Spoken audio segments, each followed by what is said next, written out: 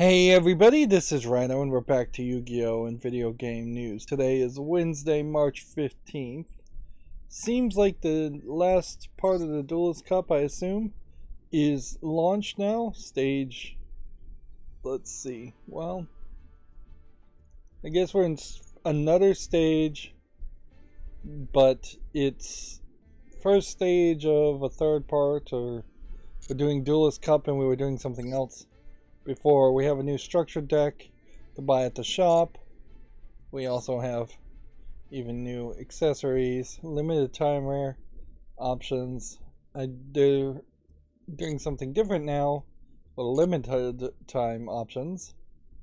That's interesting, but I don't know if that's particularly a good way to sell your game content, your downloadable content, because it's very possible that a lot of people don't play Yu-Gi-Oh! As much as Konami would like you to play Yu-Gi-Oh! I'm sure.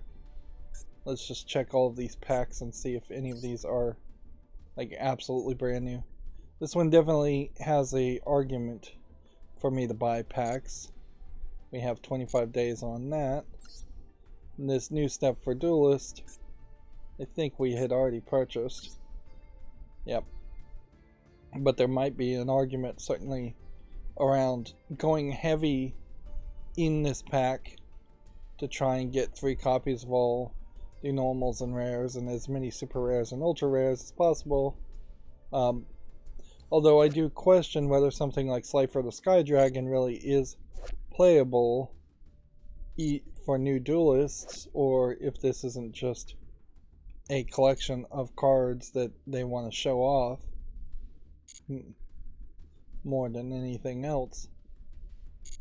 Maybe there's a newer strategy. New duelists inherently would be better off buying structured decks 3 times over, because by buying structured decks, let's just look at the number owned here. We can see there's a significant number of cards here that I do not own 3 copies of, and to just have buy this 3 times over to get 3 copies of it makes a lot of sense. Blackluster, Soldier, ultra rare, extra copies of each of these ultra rares. Like, this really does all of a sudden change what I could play. That being said, it is also worth mentioning that you can't ever turn these extra cards into crafting points, so you kind of get screwed there. Like, there should be an extra ultra rare guy here, ultra rare here, ultra rare here, or normal here, and super rare here. So, without doing anything else, if I was to go to the deck now and just edit any random deck and click dismantle all extra cards, you can see I am not getting significant amounts of ultra rares and super rare crafting points from that. Not enough to really dismantle 3 or 4 people and use that to craft a new one. And that did turn those extras into crafting dust, but noticeably I couldn't get rid of this extra 4, so Exchange of Night and Day was this. I have 4 special versions of that card. But yeah, this is much better than buying card packs by far. Let's see, just to buy the structured decks. Unfortunately, they don't offer enough structured decks fast enough. if you were coming into the game new, you could buy a lot of structured decks, and you'd probably have to even pay real world money to just have enough crystals to buy structured decks. This is a problem with all collectible card games, though, too, is that the structured card decks never come out fast enough or come out often enough to be the way to play. A collectible card game would never be like a deck builder game, where a deck builder game would only be structured decks. So, like, of all of these that are available for purchase right now, if you were just to start to play Yu-Gi-Oh! Right now, maybe I would say Spiral Striker is good. Maybe Vortex of Magic is good. But just looking even at the icons of these other characters, Cybernetic Successor might be good. Rage of Cypher might be good. But I think that's pretty much it. Definitely wouldn't say Dragon Maid Made to Order is a good offer. And there's definitely more than the 10 structured decks. There was more than the 10 structured decks. Now, as far as all this nonsense, this isn't really worth it, but whatever. We're just trying to have an account here. If anything, the fact that I have purchased everything on this account does make an interesting argument for trying to sell an account, but then you'd have to find some whale who wanted to get into the game and just have everything available for purchase. We're still leaning into 12 more days as far as this first anniversary bundle, and 12 more days in which we could specifically buy these secret packs, although I don't think there's a good enough argument to buy any of these secret packs. Plus, I'm now low on gems, so I really should just be saving up for the next thing. It might make some sense to try and open 10 card packs around this one, but also these secret packs are not really going away. It's just that you'd have to unlock them again by crafting a card, and we still never got another opportunity to open any of these card packs, which feels like there should have been more opportunities there. Let's go ahead and open this. For the accountability section today, I can say I didn't really do much at all yesterday. I've just got a crazier schedule now than I've had pretty much in the past 10 years, and I've had to do a lot of non-YouTube stuff, and so I really didn't accomplish much. Plus, my arms are still somewhat sunburnt, so I was in pain for that. Yesterday was Pi Day, but it was not really a happy holiday if they're going to try and make the idea of March 13th or March 14th be a holiday. Like most major chains of pizza places, not really doing much of a sale or a sale at all.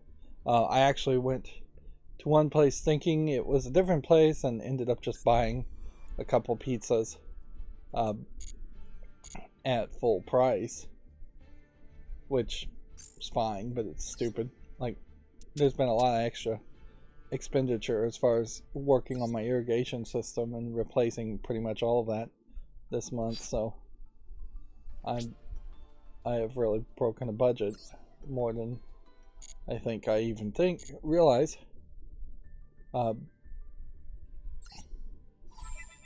But yeah, as far as Raspberry Pi, they didn't announce anything. We have some new Duels Cup missions. And as far as like Adafruit, which is about the only place that would have a Pi Day sale, maybe DigiKey and some of the other makerspace parts component sellers, they are all still very much suffering from part shortages to the point where they can't put something on discount. So yeah, if you're into Raspberry Pis, there were no sales at all, and if you're into pizza pies, there's no sales. And then oddly sweet pies, like sugar pies, cherry pies, blueberry pies, things like that, not any real specialty stores that I know of that sell just pies, so they too didn't have really a Pie Day sale. Depending on your rank you achieve in Ranked Duels Season 14, you will start the Stage 1 from set for the Duels list. Okay.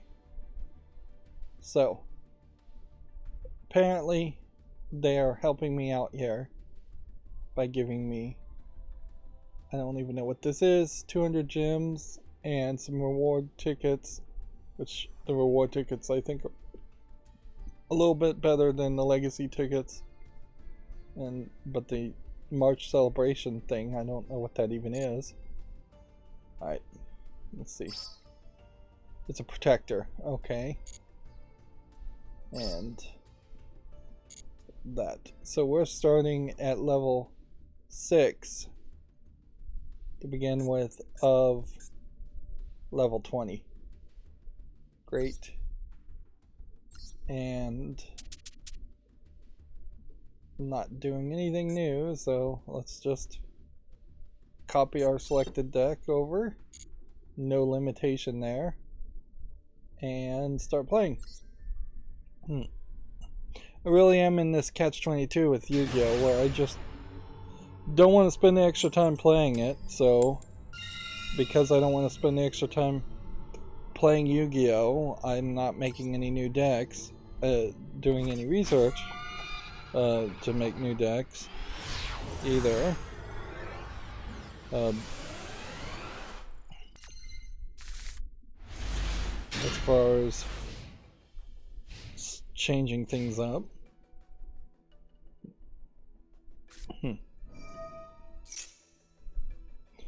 So,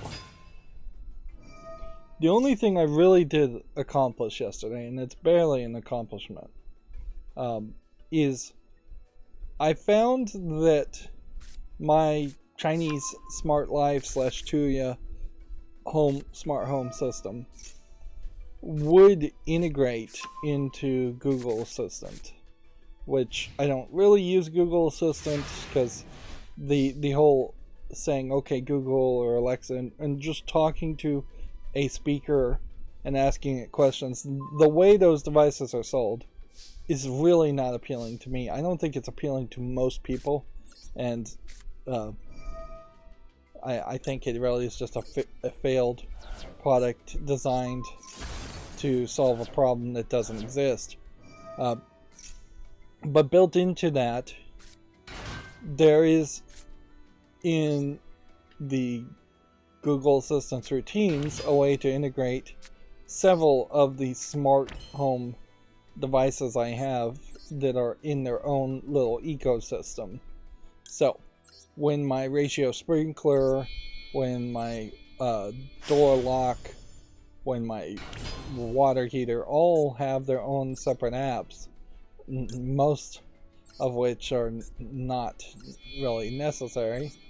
Ecobee, thermostat, things like that. They all have their own little separate apps, and you either can try to do something like if this then that with those kinds of devices and interconnect things that way, but if this and that is actually fairly limited too. So I got to looking at that and just seeing what it could do. I don't even really 100% know what got me looking at it per se. What I wanted to have happen is the dish hoppers, if you connect a landline telephone to it, can do a caller ID to tell you like someone is calling. Now there really is no reason that a cell phone would not be able to connect to the hopper at that point, or any like Google Home type device, and make an announcement that someone is calling on your phone. So this is a situation where you're potentially in a different room and you want to see the announcement, but you either you want to see it visually as just who is calling. It might be very redundant as an idea, frankly, and it might be a pretty dumb idea to most people to say, hey, I want my TV to pop up this person is calling, when your phone would have to be fairly close to where you are anyways to answer it. But yeah, Google Home does have this like family bell system, and it does have this announcement broadcast message system. So I was trying to see if there was a way to get that to work. Pretty much there isn't. There's possibly a way in which you could use Tasker to just automate and manipulate the Google Home app on a cell phone to send out a broadcast message when someone is calling, but it's just not an integrated system of any way. And so that's where I was coming from first, and I was thinking, oh, that would be kind of cool. And I guess as a concept, that plan failed pretty terribly. I will say Google Assistant fails pretty terribly on my network like crazy, so I spent way too much time last night just trying to modify my network to somehow automatically tell Home Assistants, not Home Assistant, but Google Home or Google Assistants, the IP addresses of the websites they're looking for, because there seems to be, probably for some security reason, but for compatibility reason, a pretty bad reason, there seems to be a limiting factor that just using DNS crypt and adding an extra hop as far as how far the network traffic travels seems to break Google Assistant, where it just says something went wrong or I didn't understand. And it says I didn't even understand when it's being typed in perfectly. So yeah. And it very consistently says I don't understand when it's connected to my network. I was able to modify it, my setup, and put almost like a static route for the DNS. Not so much a static route, that's actually a different thing, but I was able to put a static DNS entry into my router for the clients1.googleapis.com, and then clients 2, 3, 4, and then client.l.googleapi, I think is the last place. And that kind of worked, but it still doesn't work with WireGuard VPNing into your own network. So actually talking to it and actually trying to like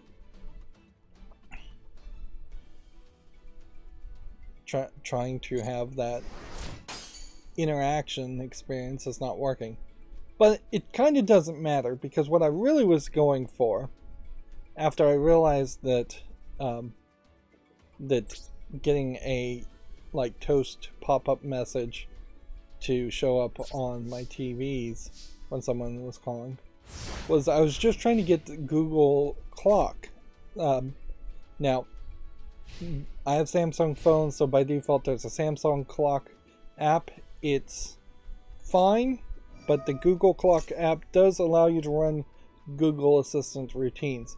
And if it worked, and I do have to caveat to say nothing is working really very well on my network. Maybe the whole thing is just down. Like, I did also see on Down Detector yesterday that Google Nest, which I guess maybe that is part of Google Nest,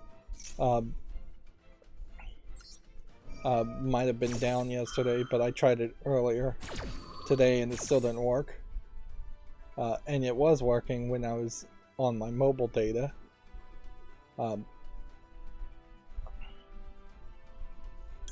Which, somewhat irritatingly, Mint Mobile apparently has just been acquired by T-Mobile, which, yeah, we'll have to wait and see until T-Mobile screws up with like worse customer service through Mint Mobile.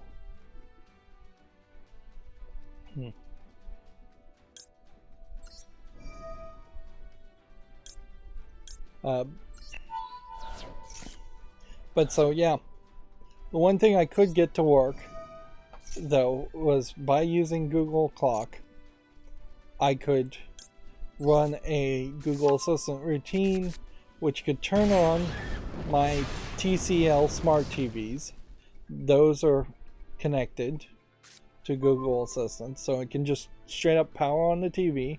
It can select a TV input, it can set a volume, it also probably could mute and unmute, but that is not integrated as easily. You'd have to actually type out a custom text command you would send and hope it works, which when you're directly connecting with something it seems like it does work, but when it's trying to do any kind of text that potentially would send it to some other site or some other data site, it doesn't seem to connect there. So there's obviously more things that are getting blocked, and I just really don't care enough to try to investigate on it further and waste time, because that's all I really was doing yesterday, was wasting time instead of just playing Prey Moon Crash, which I'm just getting further and further away from that. Definitely thought about playing Prey Moon Crash yesterday, but it didn't happen. So when you get the Google alarm, you can get a routine that by default, weirdly, it says hello, and then it says whatever nickname or name it has for you, or good morning or good evening. When it says something like that at the beginning of the text, if it's going to say any text at all, it won't say those things if you turn the media volume all the way down, then turn the medium volume all the way back up at the end. You kind of have to turn it back up though, because it's not just muting that one app, it's muting all the apps, all the media volume. But yeah, and then it will say have a good one at the end, and it's weird that you can't change that. Like, maybe you don't want Google Assistant to say hello and then tell you the time when you wake up on the alarm clock. It makes a lot of sense when the default routines they have set up are like, tell me what's on my calendar, tell me what my commute is, tell me what the weather is, things like that. All of that definitely sounds really cool to have the phone just talk to you after you dismiss the alarm clock. That's another part that's kind of annoying about it though, is that all of the actions can only trigger after you dismiss the alarm clock. So if you wanted, for instance, to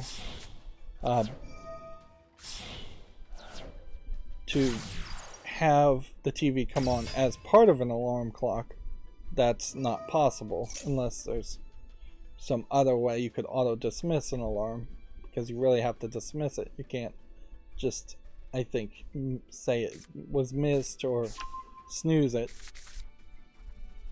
And all of this originally came back from the idea of, I have this new Tuya smart alarm clock, so I was trying to figure out, is there a better way, which inherently this is kind of the fault of the Tuya app and the smart alarm clock in the way it's programmed. It isn't setting off a notification device alarm when the wake up alarm happens on your phone. So ideally, if you were just to stay in the Tuya system, you would set the alarm clock on your phone and then cancel the alarm going off, dismiss the alarm, by actually touching the alarm clock and interacting physically with the alarm clock in the room. And you really, but you just don't have a good clock app or that integrates to the cell phone that way. Like, the best thing you can do potentially is if you go into the configuration of any device in the Tuya Smart Life app, there's a little pencil at the top right. There's a button that says add to home screen. That'll make a 1x1 icon that takes you directly to that device's interface. That being said, the fact that the EDUP in Smart Wake Up Alarm Clock, which otherwise I'm fairly happy with, it could always be better. There could be a little bit better programming. But the fact that it doesn't pop up your alarm is going off right now kind of alarm, which one of more of a security alarm system than I do have in the Tuya system does do that, so I know it's possible, is kind of weird. And the fact that it doesn't go to the alarm clocks page to begin with anyways is kind of weird. So for my case, the original idea of potentially having Google Clock set an alarm and then that alarm, when dismissed on your cell phone, also dismissing the alarm clock, the actual physical smart alarm clock in my room, it can happen certainly, but you would basically have to make 2 alarms of the exact same time, which isn't the worst case scenario ever, but it is definitely a lack of integration, a lack of thought. That's really where we are with smart devices in general, is that there's just a lot of programming problems that have yet to be solved, and instead they're coming out with like Matter standards that are supposed to better integrate all of this stuff, and hopefully throughout that they could program things better, but maybe they won't. It doesn't seem like they really are going to. So overall, in wasting pretty much half a day in this setup, I realized that you can set up alarm clocks pretty well in Google Clock. You can technically have it dismiss an alarm clock on Tuya if you had that set up, but when you change the alarm in Google Clock, it's not going to change in the Tuya app, so you're going to have to change the alarm in 2 different places. But yeah, it's not undoable. It's just very complicated for no real reason.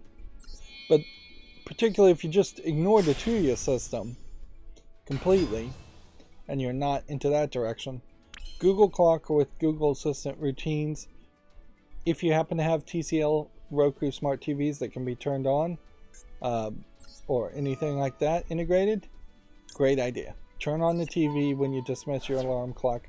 That's almost certainly something everybody does every morning, so it's just one less button press, or 3 or 4 button presses really if you're turning on the TV, selecting an input, setting a volume, changing the channel, depending on what you're connecting to. If you have like a dish hopper, then you can turn the dish hopper on also and change the channel there.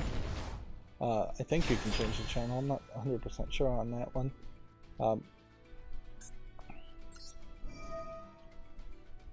But yeah, you can definitely automate some of that stuff.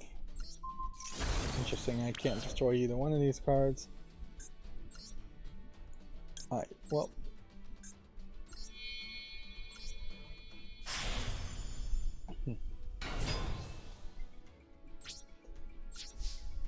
Inherently, and I'm just really warming up at the moment and kind of rambling, though the amount of effort is really just getting down to diminishing returns as far as automation. goes. Eliminating a few button presses, turning on some TVs, when you set off an alarm clock, dismiss an alarm clock. Nice stuff, certainly, as an idea, but not really life-changing stuff unless you are just severely, I don't know, limited in the use of your hands. And even at that, then you would run into problems, certainly as far as how you even would dismiss the alarm clock in the first place. With the whole Tuya Smart Life system, there's about 3 more smart plugs that I want to get, but the reasons I want to get the smart plugs are actually fairly small. Like, because they are...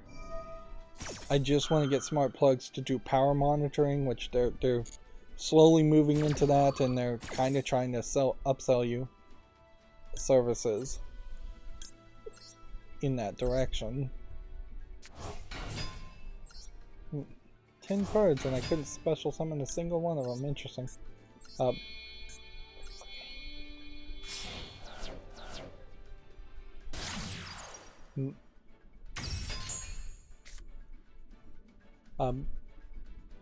But yeah, I'd like to put a power monitor on my microwave just to know how much power it goes. There's the furnace, and then there's the compressor in an air conditioner system. Whether you have an electric furnace or a gas furnace. Electric furnace is probably going to be hardwired to 240, so it would be very difficult to put in a Tuya Smart Life power monitoring circuit breaker or plug into that. A gas one would be able to be monitored, which is what I have, but honestly, you're not getting the full story there because the actual compressors are, as far as I can tell, hardwired to 240 circuits, and there is no way to like add a plug or into that, or you probably could add a circuit breaker. But if you are adding circuit breakers, they're probably going to be European style circuit breakers that don't work in the United States style. The United States really barely even has a style that's consistent as far as the way their circuit breakers work. As far as the type of equipment, they don't work on the DIN rails in particular. DIN, I think is what they're called.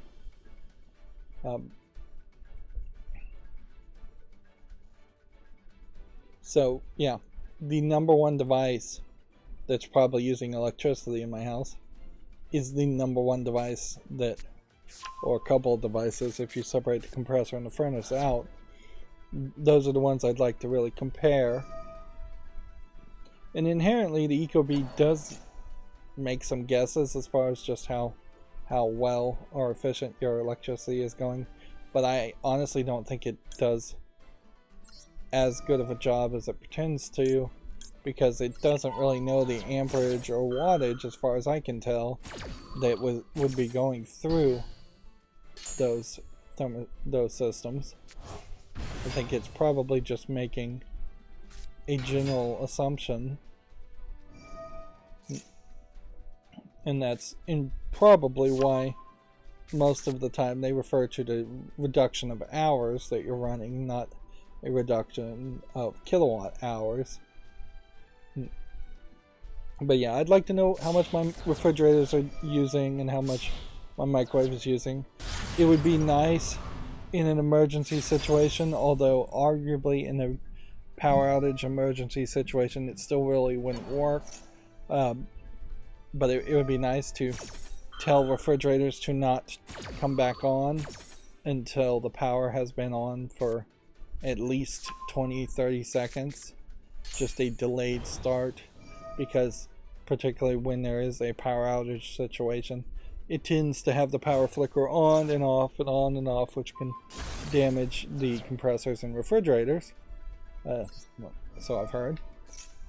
I have a couple network devices that need to stay off until the the network is fully rebooted, although arguably just having a working battery backup is probably a smarter move on my Wi-Fi router than anything else.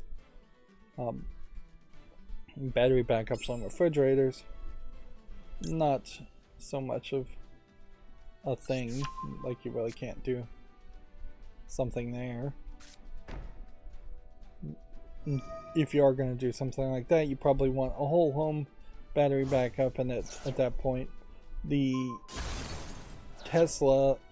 the Ford Lightnings that are in development and yet not available for purchase do sound like they may have kind of the best option yet, as far as here's a truck that has a lot of battery power, and a lot of battery power that they can backfeed into your house, so that you could run 20 kilowatts, I think was the number I heard.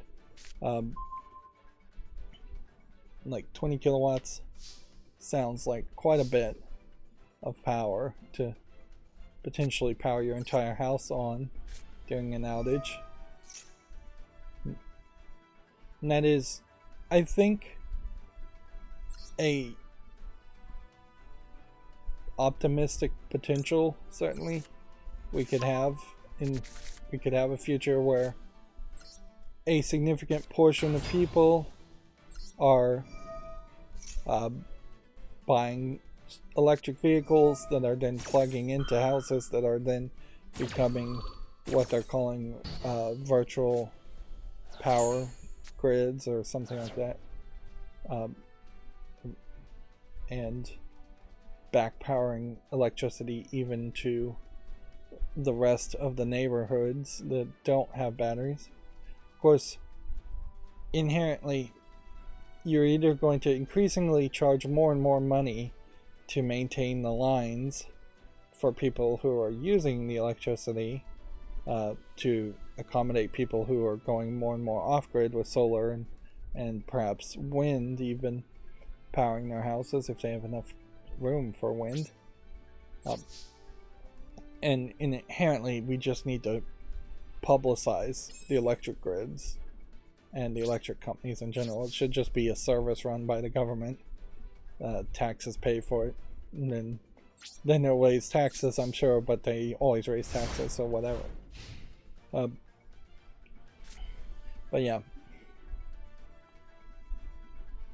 This is exactly the same problem as far as people who don't use cars and use public transport or bicycles or something like that are still paying the same taxes to maintain roads for people who do use cars.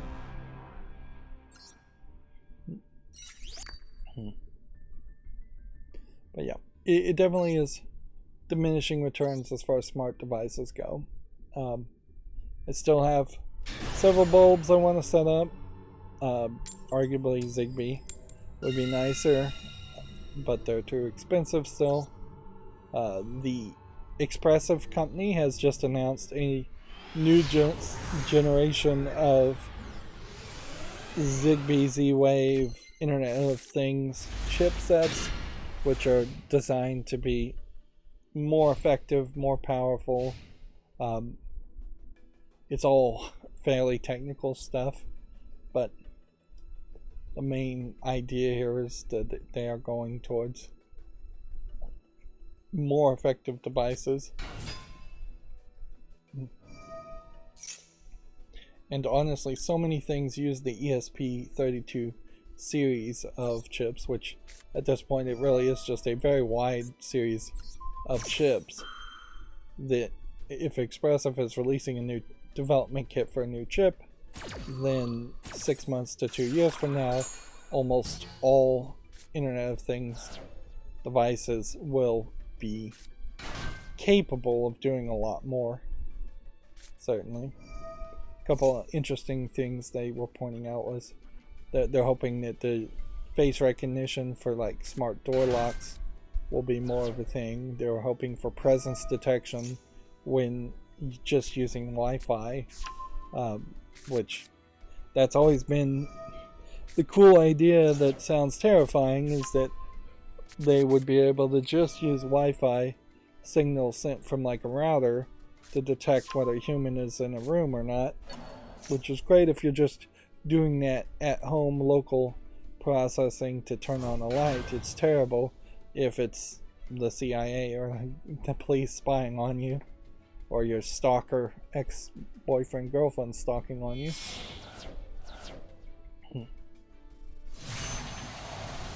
But yeah, I would say check out the Google clock. You can certainly use it as a regular clock.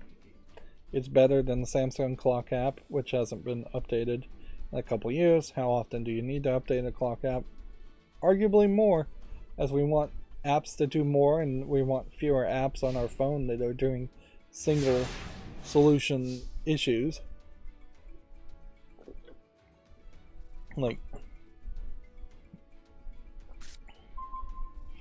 if you can get Google Assistant to work, the idea of it reading you the news when you wake up, telling you the weather, telling you whose birthday is coming up, things like that are all cool ideas as far as just having something that feels like a digital assistant that actually is assisting you with your day-to-day life, instead of what it tends to be in other cases with the things like OK Google, where you're just having little kids play with it and say, tell me a joke,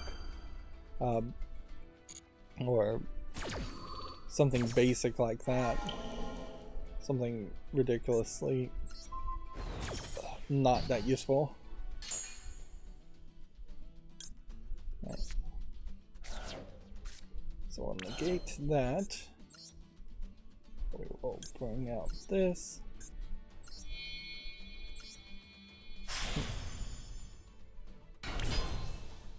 We will skip that and do this. There's probably a better way to do this, actually.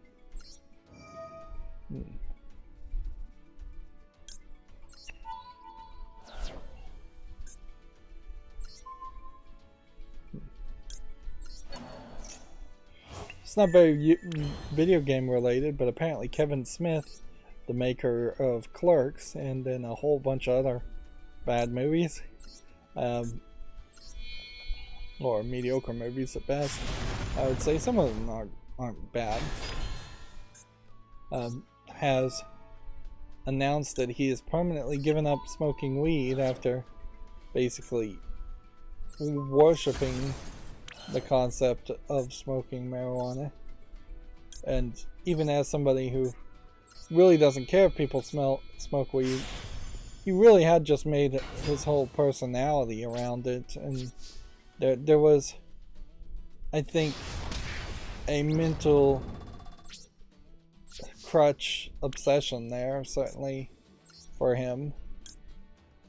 Like, and unlike Snoop Dogg, who succeeded greatly by making that his big personality sale point,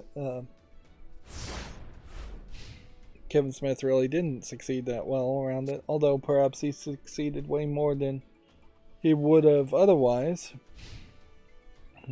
Even at that, though, Snoop Dogg sells himself as himself a little bit more and takes pretty much any offer given to him. So you see him showing up on Martha Stewart, and you see him showing up in random movies as just like a bit role. Things that Kevin Smith potentially could have done a little bit more if he had just taken roles, and as a bit role, I'm gonna do a walk-on and show up, and or if he had just shown up on talk shows. Instead, what Kevin Smith did is he tried to create his own universe, effectively, where everything Kevin Smith did is run by and produced by Kevin Smith, and that created this insular fandom circle where he would not really spread out away from his own already established audience.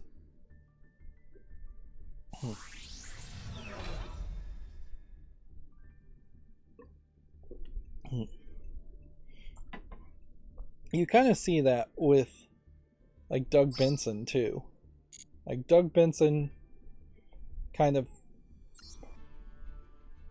did Super High Me and does his Doug Loves Movies podcast, and I think he has another podcast called Two Dougs, but I don't know if he's really doing a lot of stand-up. I don't think he's working towards a special. He's really can't do another Super High Me like parody of Super Size Me as a documentary, and so there's just kind of a lack of production, probably a lack of ambition because of all the weed goes. Inherently in Hollywood, you have to have that ridiculously large amount of hustle culture drive, where you're just always trying for the next role, always making connections, always making more content, and I think the relaxed nature of people who smoke marijuana just does not congeal with that very well.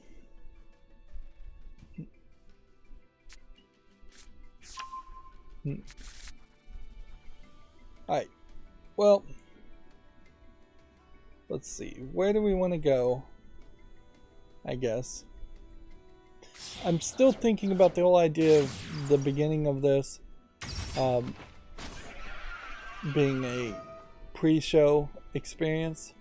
It really just would come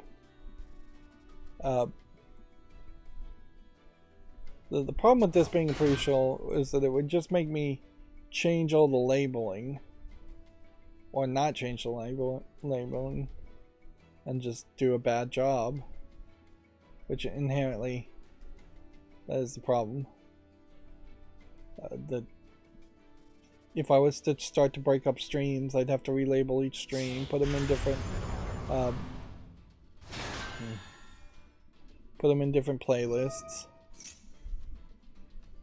I have also noticed on my channel, I don't know what happened particularly here, but it definitely seems like there is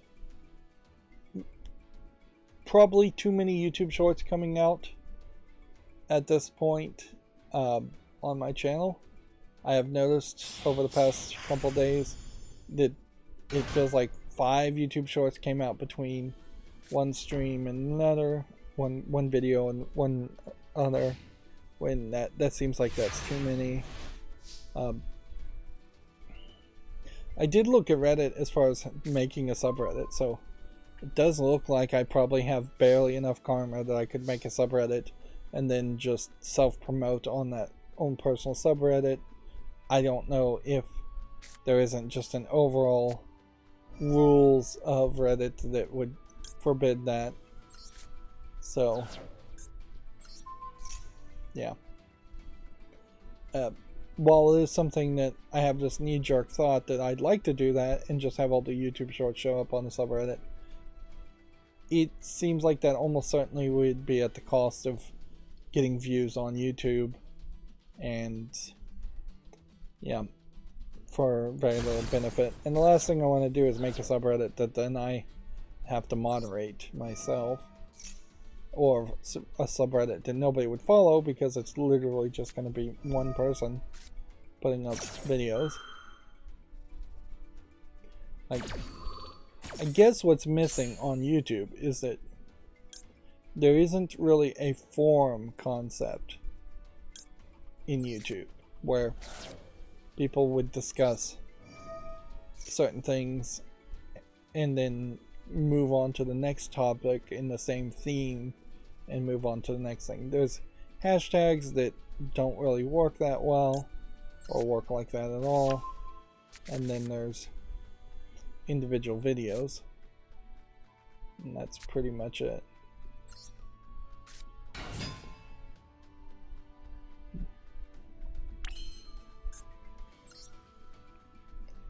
But yeah.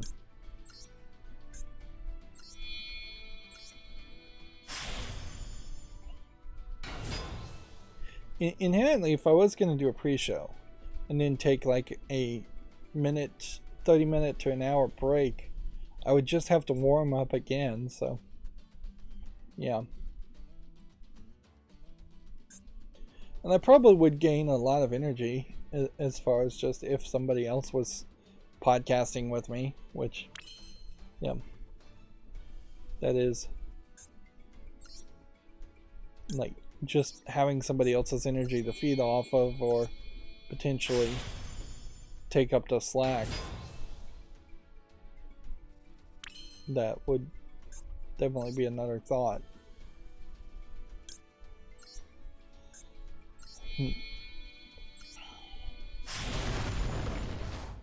But yeah, at the moment I still don't really have a thought, a complete thought as far as how could we make this live stream of playing Yu-Gi-Oh!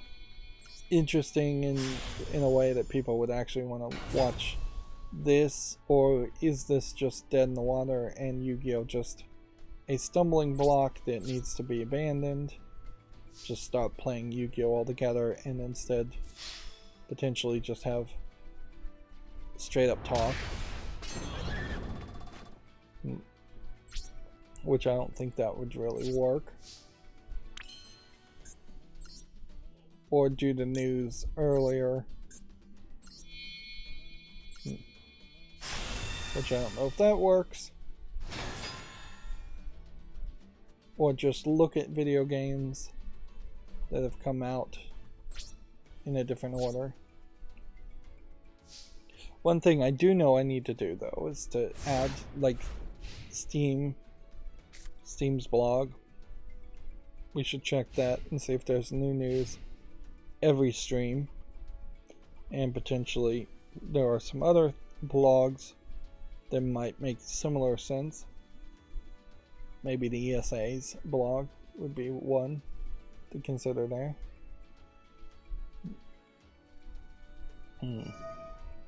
So I ran my macro a little bit early, so we have some extra like Gamatsu articles here. Harvest Moon, the Winds of Anthos has first details and screenshots. The Harvest Moon games of recent time have not been particularly good or well received from what I've heard. This looks a little bit better than the last one. Inherently, people do have nostalgia around Harvest Moon, the first game, but that's about it. Like, I don't know when The Verge changed their logos and stuff, but this looks new. But there's an article here that says Microsoft is bringing Minecraft to Chromebooks. An early access version of Minecraft Bedrock Edition is coming to Chrome OS. Now, the Bedrock Edition, I think, is the original version of the Java edition, basically, of the game, I think. Let's see. They originally launched a Microsoft Education Edition on Chromebooks in 2020, but the special edition required a school license. So, the actual coding there is mostly done. And it certainly makes a lot of sense to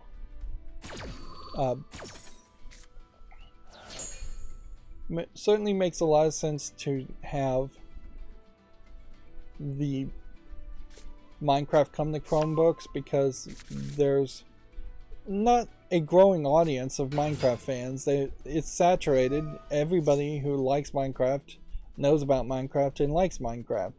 And inherently, kids these days are probably getting Chromebooks a lot more often, either because the schools are giving them to or the parents are giving them to them. And so if Microsoft can get their game on Chromebooks, they basically have no competition at all, because there's few other games that will be on a Chromebook. If anything, the idea of a Chromebook would be to prevent games from being on them, And since it really is just designed to run Chrome and websites, let's go ahead and show off uBlock Origin's abilities here, as far as how do I clean up a website. We'll go ahead and preview that and get rid of that, and then we will pick this, and you just use the eyedropper to zoom down as much as possible to get rid of things. And then this is how you get closer to being fair use too, as far as you just are actively selecting these CSS cosmetic filters. Notice how it is kind of just this random chain very often. That is the WordPress type plugins they use to obfuscate things. They don't want to make it that easy.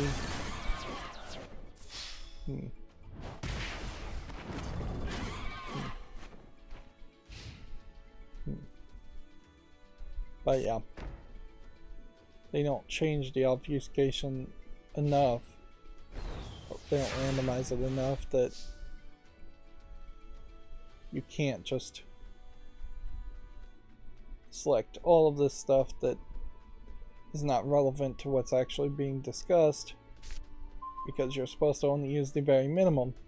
That includes removing things that are just going to be copyrights and things like that. Meanwhile, on this game, everything is moving incredibly slowly, so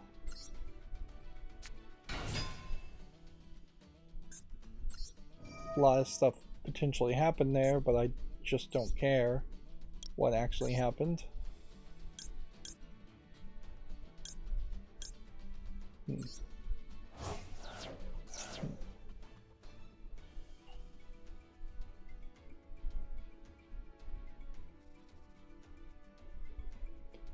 Come on, slowly move.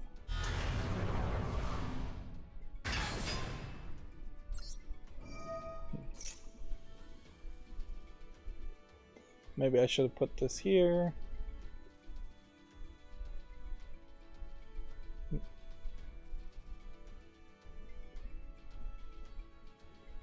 Go ahead and banish that.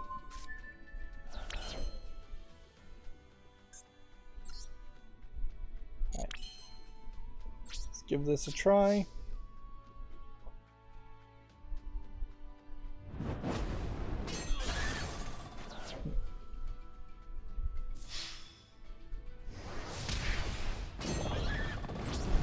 Turn.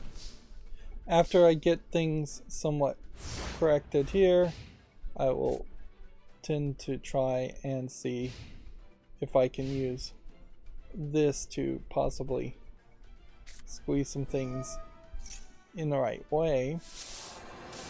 Doesn't seem like that's going to work particularly well. You can see you definitely are making changes though, as far as the margins go. But mostly what I want to do is probably zoom the size up.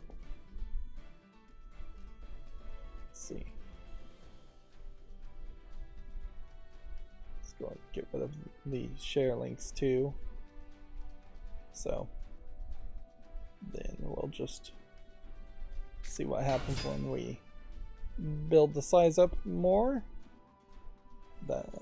There we go. We have an indent,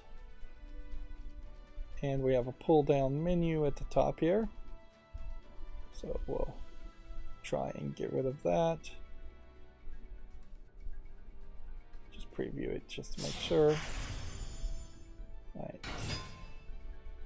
And then we'll try and see if we can get rid of the indent Maybe we can't get rid of the indent, or maybe there's something like hidden. Okay, so that won't work. Still way better as far as talking about things. We could get rid of like comments here if it mattered. Just to see if we can.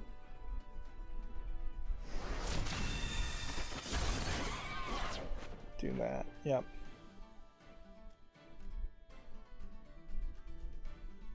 Get rid of the little line. Let's see.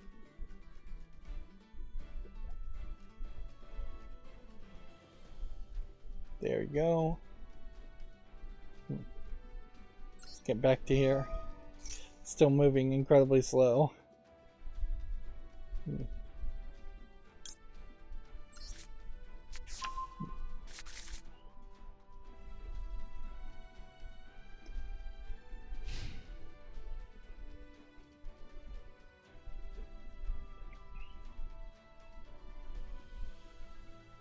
So yeah, the last thing we have here would just be centering the text. Probably. You can see if we do that. That doesn't seem like that's going to work. If we do that. It doesn't seem like that's going to work.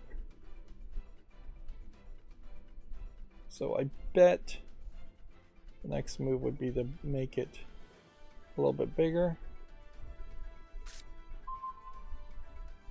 There you go. And that's just a little too big, though.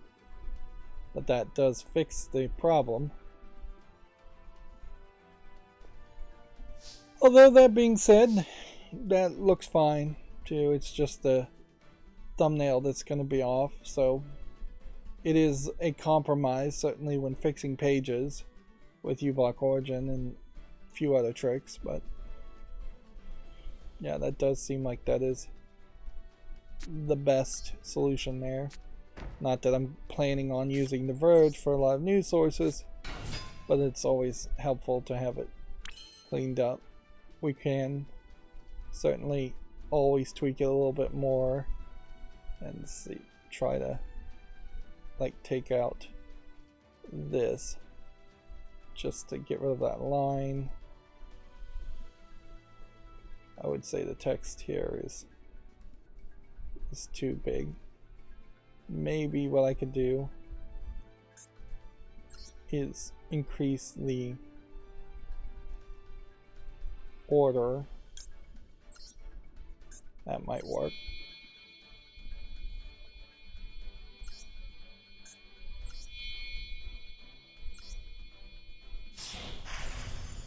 Hmm. 16.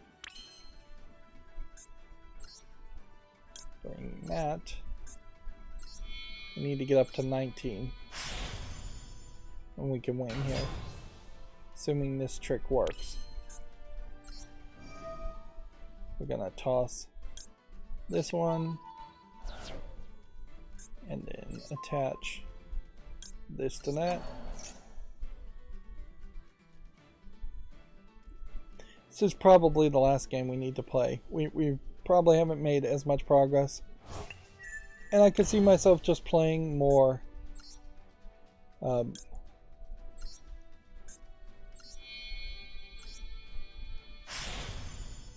I could see myself playing more off screen, even though I tend not to really want to do that. It would give me something to do other than just wasting time. Right.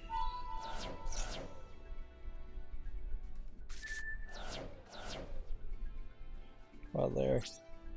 Use Zeus to defeat me.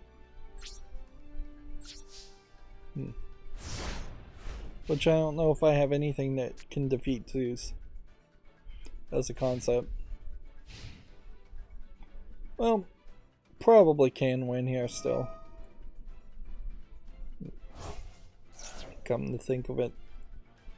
Because I could, assuming I can just summon the character that banishes characters.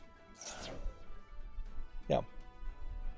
Suppose what I could do here is, now that it's zoomed in, so we could try and center and then add the indent now, which the indent wasn't working before, but by making it bigger and establishing the borders, which this is just the craziness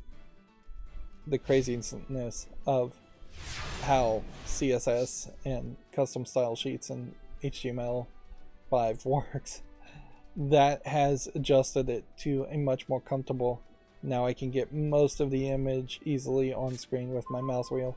When I scroll up and down on my mouse wheel, it goes like 3 lines. Arguably it should really just go 1 line. But yeah, right now it's set to 3. If I go too far, if I go to the right instead of centering in the center, if I go too far here, it'll start to get too small. Like this is a little bit more comfortable, but then there really should just be a line break here. That's fine too. But ideally, this is what you'd want, where it makes a full line break here. Arguably, this is a problem with the headline itself, in that the headline should be a line break. Alright, let's see if we can win here. We'll go with 1, 2, not those. This.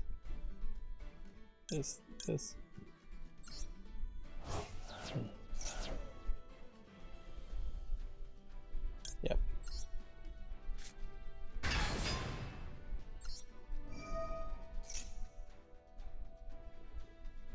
So he's going to activate this.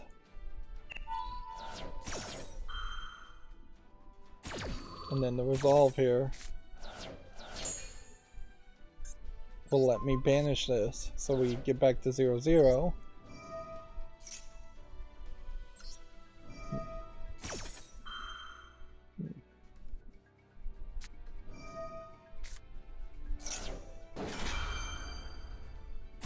She's now canceling that guy's ability, which then just doesn't really matter. I'm going to throw that in the graveyard. I don't think that's actually going to help with anything. Go ahead and play this. Add this guy to the hand, I guess. And then we have to end the turn. So 19 for a 19. If he can summon a 19 and attack, he wins. If I can summon a 19 and attack directly, I win. Becomes the race here. Whatever he summons, he's going to lose life points equal to that.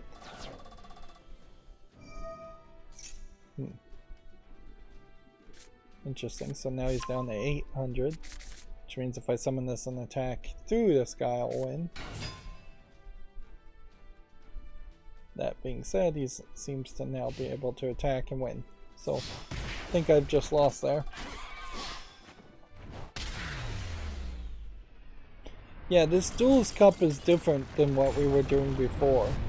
And I liked what we were doing before better, where we just had to win 3 times. So yeah, I'm just going to have to grind up to level 20. Ideally you want to go to at least level 17 to get that 200, but it is questionable just how much time that will take. And since this ends on the 26th and this ends on the 31st, I have basically 5 days to get back to playing ranked, unless I just manage to actually like get to level 20 very quickly and then can get back to ranked, which would be ideally what you'd want to have happen. As far as the quests go, we have accomplished significant amounts of stuff as far as the Duelist quest challenges go, but we still obviously need to duel a lot more often. Interestingly, even if you did win all the way to rank 20, you still would need to do 46 more games. So there is, if you were just on a 100% win streak, you might still need to play more, which that's a weird way to basically punish a successful player. I've gotten most of the daily quests done, and log in and dual lives, not so much. So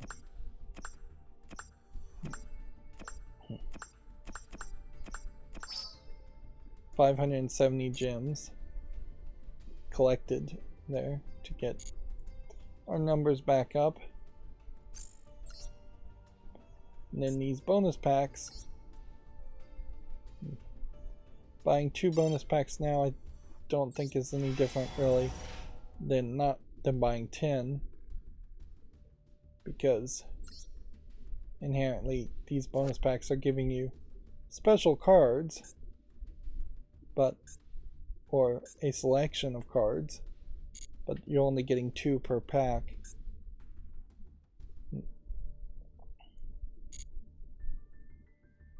Okay, let's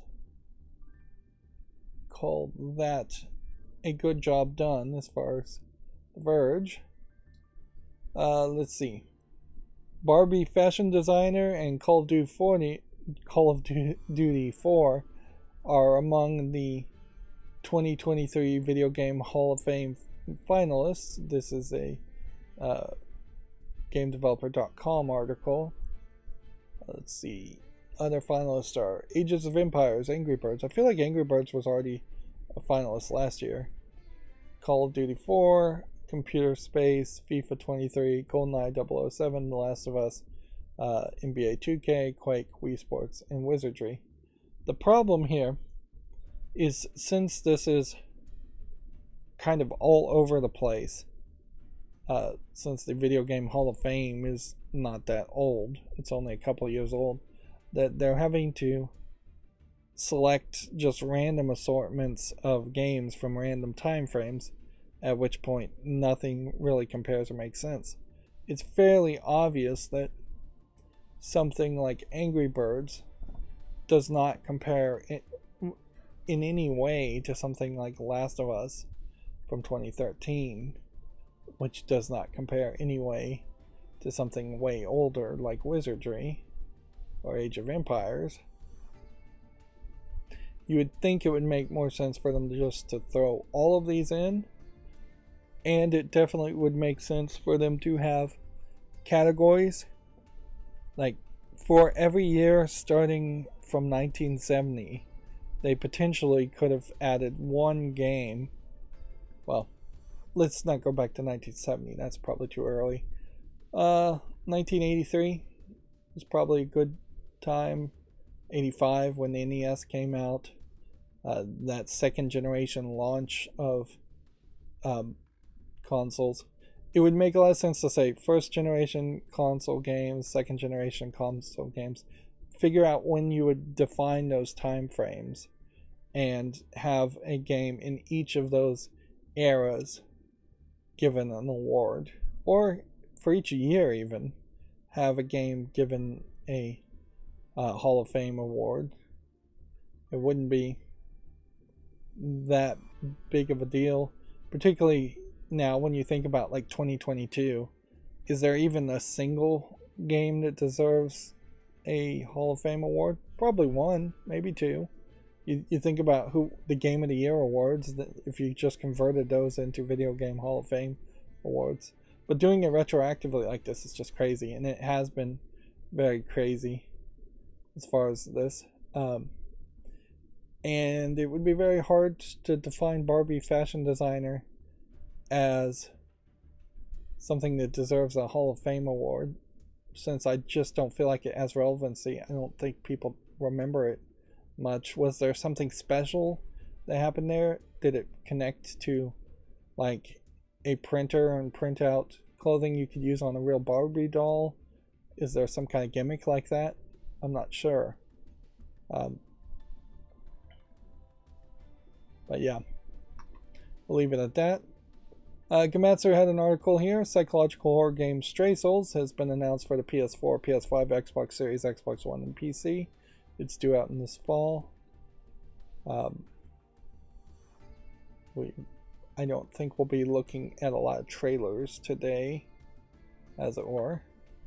And here's another Verge article, so let's go down here and just show what it would look like by default. And all the visual mess. It just keeps on going and going. And now let's hit the reload button and show what it will look like otherwise. So once I did all the cleanup, Enter the Gungeon heads to actual arcades with the slick cabinet. House of the Gun Dead was first announced in 2019, is hitting select arcades in the coming weeks. This is a Devolver Digital promotion concept here. Let's see, it's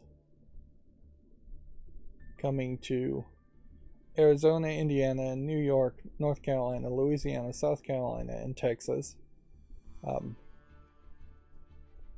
So if you wanted to buy one, it's nearly $6,000, which is a lot of money, certainly. And you can do a lot better as far as spending money if you wanted a light gun arcade cabinet. Like most of the Australian, like, we're doing ROMs for old light gun games and pinball machines. Mostly it was a pinball machine offering, and now they've added light gun games and arcade games. Like, one of those setups probably would cost you less than $6,000. Maybe the shipping from Australia to like the United States would be pretty high, but you'd have a lot more games there, certainly.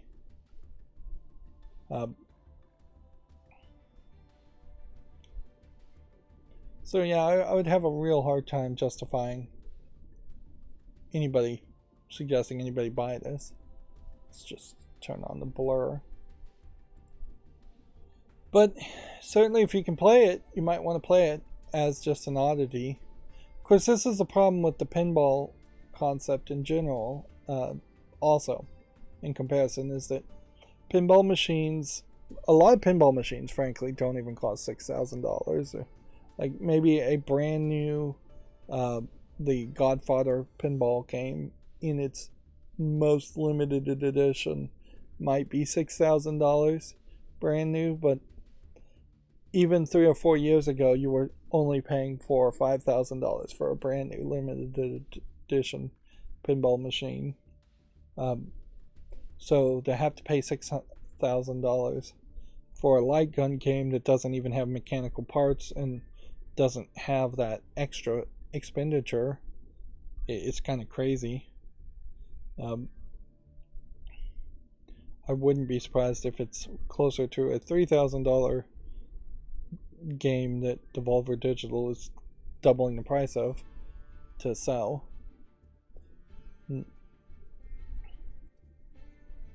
So yeah, I definitely wouldn't say that's worth it. Let's look at the order page here. Yeah. Compared to a pinball machine, you've got particle board wood and a monitor. And you've got your light guns, which look like very basic light guns you can buy. Maybe you'd spend $300 or $400 on the light guns themselves. There could be a there could be like a $2,000 PC in here running the software, but honestly, if you've got a $2,000 PC running in here, it needs to run a lot more than just one game. Even a standard arcade light gun cabinet should have multiple games on it. So yeah, I just don't feel like this price tag is reasonable at all for what they're offering. Like, for $6,000 you could fairly easily build your own system unless this is a high resolution, high frame rate 4K monitor, or there's major surround sound type sound effects, which I question if that's the case. There might also be a IR transmitter at the top of these. Let me see if I can find the other website that I'm thinking about here. Since the price here was about $6,000, let me look up the other website and see if I can find that. I'll have to look at my YouTube page, look at all the things I'm subscribed to. I'm pretty sure it starts with an X, so it's probably at the bottom of all the things I'm subscribed to, which is a ton of things.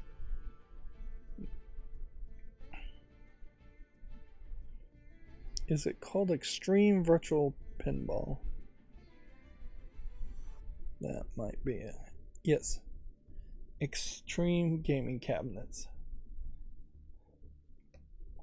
Extreme Gaming Cabinets.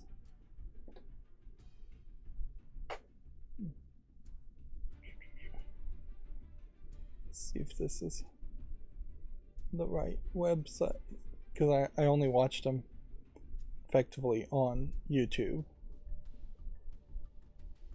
Okay, this is taking forever to load, but whatever, this is the right website. So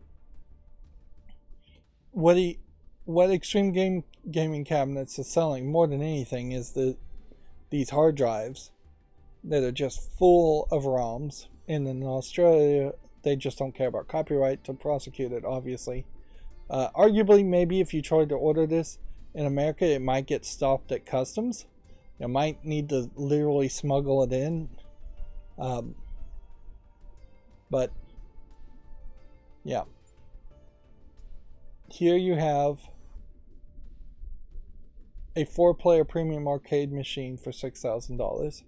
Here you have a 4-player Boss arcade machine for $4,500. Here you have a extreme mini piece pinball machine for $5,580. The thing here, of course, is that these have hundreds, if not hundreds, of ROMs on them, 16 terabytes. Now, the amount of games gets smaller as the size goes up, as far as new games being added, because they are adding older, newer games. Let's see. 4-player upright. Let's see. Let's actually just click on this. So, like a brand new game, 24 terabyte system, just massive amounts of space here. Noticeably too, though, the price should go up for having 4 players controllers. This one has a light gun here. Here. Let's see what clicking on that will do. Beastcade having a light gun here for 6,200. Okay. Yeah, and if I was made of money, I definitely would potentially consider something like this. If you like arcade games, having a light gun and then 4 players with 6 buttons and like cup holders and a giant 4-player screen is exactly what you would want. He CNC cuts all of this. There is also an additional, what is it called? Marquee, I think is what it's called, display up here. So you have this second monitor effectively just to display what game is being played at the moment. He puts pretty big computers in them to do the emulation. He puts a lot of work into the programming and the setup of the hardware of the hard drives to make things look nice, like these sidebar fighting images here of stolen art. Like no licenses happening on any of this, and you can basically upload any image you want. There you can see there is a rollerball and a joystick HOTAS option. 100,000 games supported through Launchbox and Big Box, which are emulator launchers. This is all emulating. Way better experience here. If you were to add the light guns, it changes the price minimally. No Sinden light guns is $277, $6,277. Adding to adds about $400 in price, which even that is probably a ripoff, but not a huge ripoff. Adding the HOTAS flight stick is about $400 too. Adding steering wheel seat combos significantly changes the price there. Of course, if you wanted, say, a pinball machine that also could be a 2-in-1, there's a removable controls and upgrade to light guns.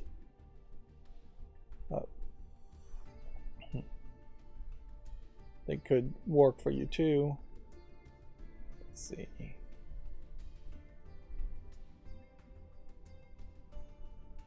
see. Pin Sim Virtual Reality is, if you're going to use a VR headset, I don't think that's particularly worth it. Again, though, there's computers in here running the VR headset. So the default virtual pinball would be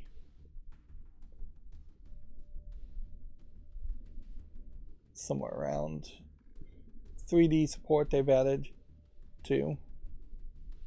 A standard virtual pinball machine here, though, if you were just to buy this, is $3,748, and really I'm just shopping here.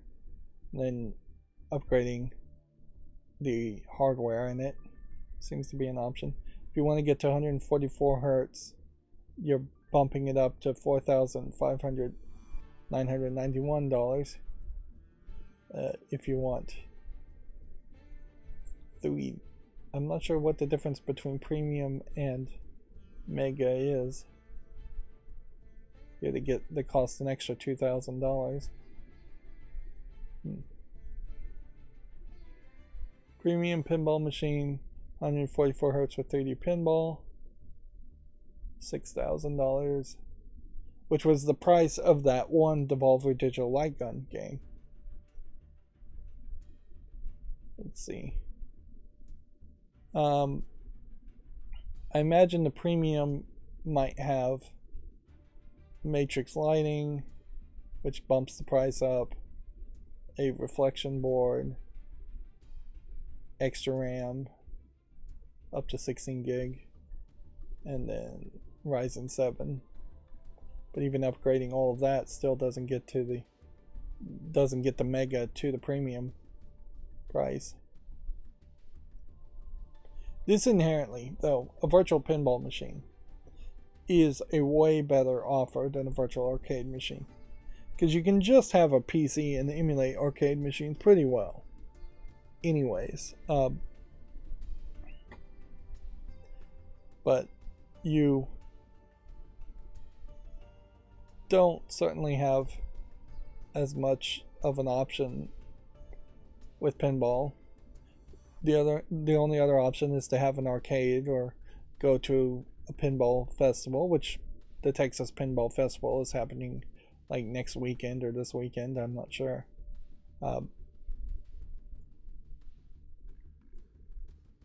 Yeah. No topper monitor screen, adding that would increase it. So you can get this up pretty expensively. It's all very expensive, certainly. But this is actually a pretty decent price. You get a standard virtual pinball machine where it just doesn't have topper, it doesn't have underlining on the casing, it may not have side lighting.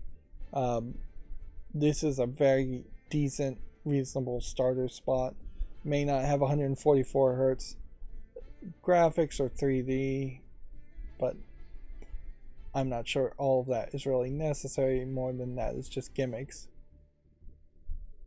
You can see there's a lot of different side art they do. Pretty much every single one they make is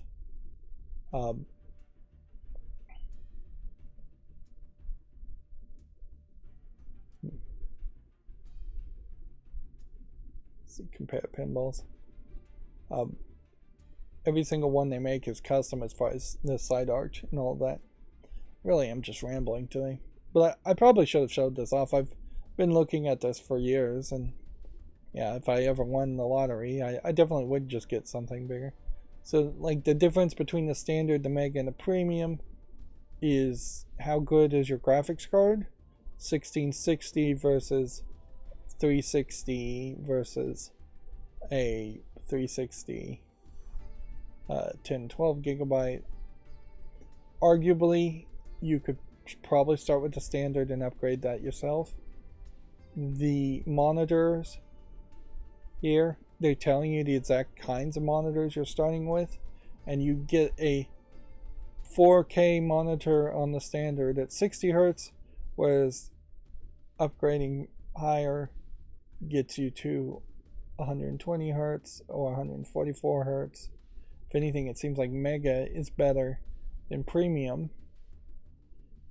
You might have some trouble, certainly though, squeezing this monitor into this framework, but maybe not that much. They both are 32-inch monitors. They all have the same digital dot matrix display things, or simulating dot matrix displays. Same 2 terabyte SSDs, same 2 terabyte hard drives, and then you would potentially have to add yet another hard drive or expansion for more of the games. Although pinball alone, 2 terabytes is more than enough, I would suspect. Let's see, same hardware. So if you want the matrix lighting, Premium gets it. It's optional. These are LED strips and LED rings and things like that. These are nice lighting effects that barely connect. Shaker motors from stern, not included. You probably would want that. Solenoids, not included in the standard. So there's actual real physical hardware that's missing in the standard. Knocker solenoid is only available in the Premium. He probably would want that too. Gear motors, probably would want that. I'm not sure what it really does. And then beacons at the top, which are just spinning lights. Yeah, they're nice, but not anything. Let's see. Then you have a connector to add even more solenoid shakers and beacons with separate power supplies. Yeah, it may seem like a ripoff buying this. And at a certain level, it definitely is ripping off the copyright holders, but most of these pinball tables are impossible to play. Like, they don't exist within 500 miles of where you live, and even if they did exist and they were available for purchase, they would charge you the cost of a virtual pinball table for just one real world pinball table. That being said, you still are playing virtual pinball, and it just doesn't really feel like the real thing so much. So it's still a risky gamble to go virtual in the first place. Most of these buttons and things are included in everything, so they're just listing this is available for you. You can have the buttons light up in the premium optionally. Choice of any available artwork, and then extra cost if you want your own artwork. Choice of metalwork / insert colors, and then the VR pinball drive on SSD is an extra cost option for 500 gigabyte SSD. It is surprising though, more than anything, is that the actual operating system is so big at 2 terabytes of SSD. Yeah, I would argue don't get the standard though. As crazy as it may sound, going with the premium might be worth it, but at the very least go with the Mega, because you're missing out on a lot of physical solenoids that are going to shake the table like a pinball is really there, and it's going to feel even more virtual than it really should. Before we stop wasting time here, because we were talking about light gun cabinets here. Here's one, for instance, that has 270 plus games supported through Big Box for $2,412. Or here's a 50-inch for $3,000. Let's see.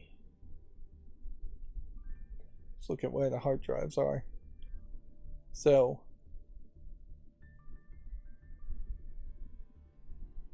hard drive, 8 terabytes, 16 terabytes, do not purchase, do not purchase. Light gun drive OS, Ghost Spectre drive, 500 gigabytes. So, yeah. He's constantly updating these. 16 terabyte hard drive. Loading in. Big Box has this whole side wheel selector.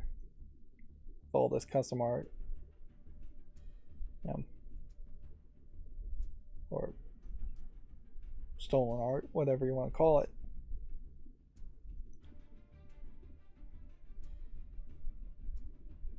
What would be funny here is if I was actually confused and there actually is not.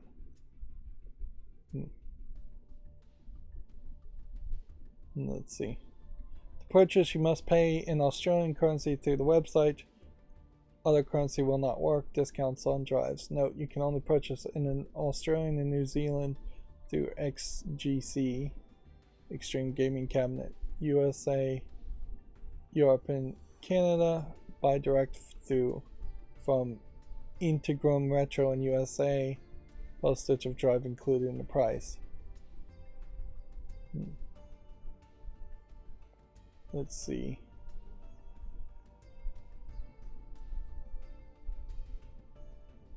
We pre-configured it with all media, emulators, and ROMs so that it's easy and ready for plug and play.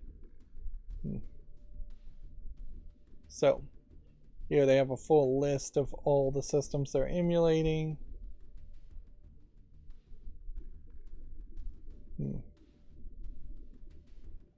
It would be funny if it turned out that a 16 terabyte hard drive that you're paying $700 for actually does not have the ROMs on it. And you still would have to go on a big hunt through the dark web or through torrent sites to download all the ROMs. That might be the case, but honestly, $700, well, ridiculous amount to not have ROMs already configured. Having the configuration set up is probably still worth it. Having a list of games and ROMs to go search out might very well be worth it. I'm a little surprised that there isn't a torrent straight up of these hard drives available fairly quickly once they come out. Anyways, alright. Moving on though, that was video game stuff. So I was talking somewhat about video games, although if anything, That was more hardware emulation stuff than actual video game news, which is definitely something different. And if anything, that's me just fantasy shopping for a long time.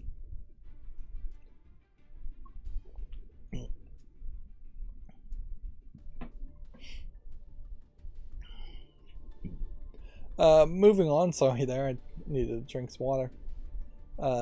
Second Life is coming to mobile nearly 20 years after its launch.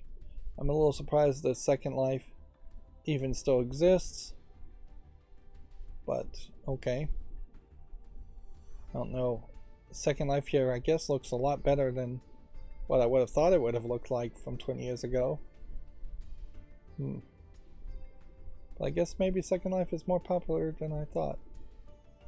And then Gamatsu says the Shin Megami Tensei 30th Live Band of Shadows concert at Anime Expo 2023 is set for July 1st, which sounds like it's just going to be a presentation. The game Blue Protocol is coming to the West via Amazon, and they have noticed that Censored Gaming has pointed out that people have noticed that there are at least 2 3D models in the game that, as it's being developed, already have some fairly obvious changes from the Japanese version to the United States version, and they have actively in development said that they are going to make some changes. So you can watch Censored Gaming's video to get a little bit more detailed. The trailers for the Japanese version show off the different models too, but it's fairly obvious in the Japanese version. You have a character here where the arms and hands and sleeves are all the same, and the top is for the most part the same, but when you get to the top in the Japanese version, it stops and shows belly, and in that belly you see actual like abdomens and hip bones being shown. So if anything, this is actually a fairly low cut skirt, the way it's being modeled here, and it definitely is a skirt with no split in the middle, and it is a fairly low length skirt also, because you've got quite a bit of distance between the knee and here, whereas the United States version eliminates the belly completely and covers it up, so you're not seeing abdomen and hip bones, which, even though these models are exactly the same height, just hiding that detail makes it feel like these pants are actually higher than they really are. If anything, they still are incredibly low, but they have made them pants now, and they've made them lower, and yeah, overall is fairly ridiculous that an artist is wasting time making 2 different models for something that you very possibly would see somebody wearing either one of these. Neither one of these outfits, missing their textures obviously at the moment, are like extremely provocative or unrealistic or sensual or lewd in any way. Like, if you were looking at I assume this is a female character in a bikini, a 2-piece bikini, you would have way more chest and under and stomach exposed. If the bottom part would show way more thighs and legs anyways. So it's just a waste of artist's time to create 2 different versions. It's waste to have censorship for no real reason. As the game is being developed, you're already thinking in the lines of censorship. There's just a lot of stupidity there. Meanwhile, Koei Tecmo is promoting a lot of like pre-order bonuses for Fatal Frame Mask of the Lunar Eclipse, for instance. Is you get a extra mask, which I assume is an in-game object, and then you have 3 new outfits here, and this is kind of the 100% 180, in which you have artists on this game who want to put the characters in different kinds of outfits, possibly to be a little bit lewd in the horror game, possibly just to be a little bit more fashionable, probably to be a little bit lewd, let's just be honest. But because this is more of a Japanese game that doesn't care about being rated by the ESRB or being released by Amazon, who wants to probably release squeaky clean games where you're getting less pushback or less censorship in Fatal Frame. I'm not sure if there has been an actual story of true censorship in Fatal Frame. There is also pre-order bonuses for the Switch, PS4, PS5, and PC for Atelier Ryza 3, Straw Hat, Super Flower Crown, and Great Alchemist Staff. So, yeah. They definitely, Koei Tecmo is pushing pre-orders. Here you have Straw Hat, here you have a Flower Crown, and here you have Great Alchemist Staff being shown off.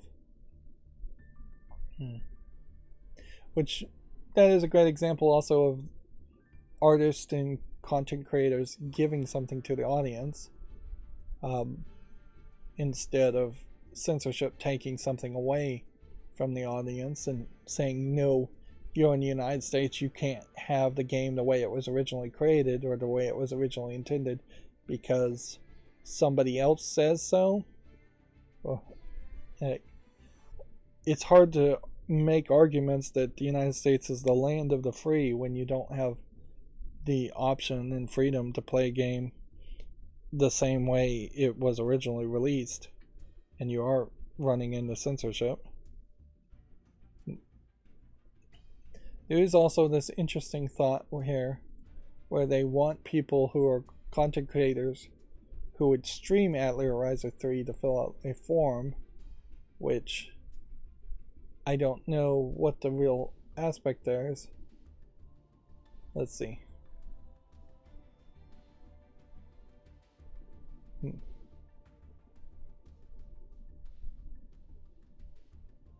Yeah, I don't know why you would specifically fill out a form and tell Koei Tecmo that you're streaming their content unless you're just expecting that Koei Tecmo is going to content ID claim all the other Atelier Ryza series.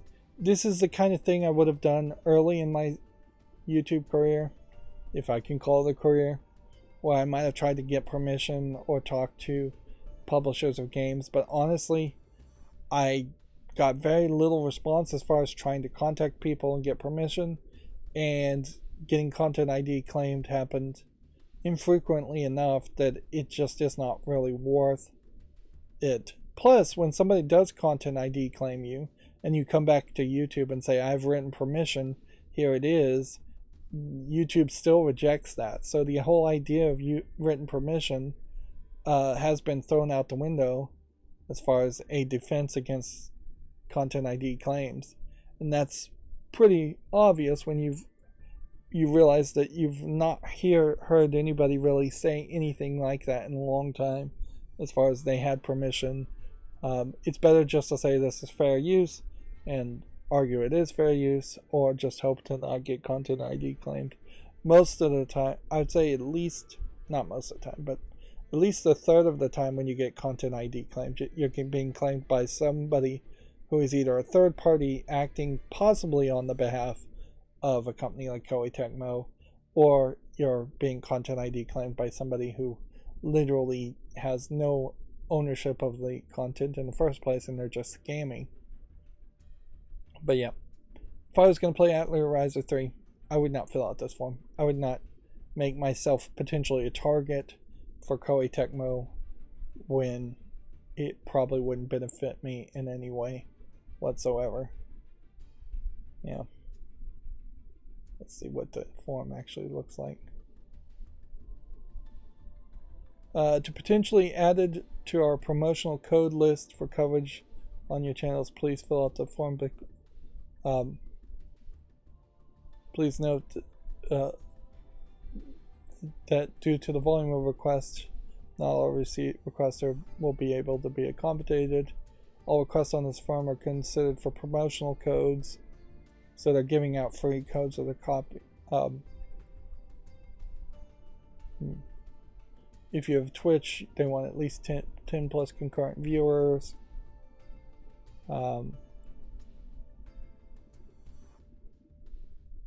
Channels made within the last 2 or 3 months won't be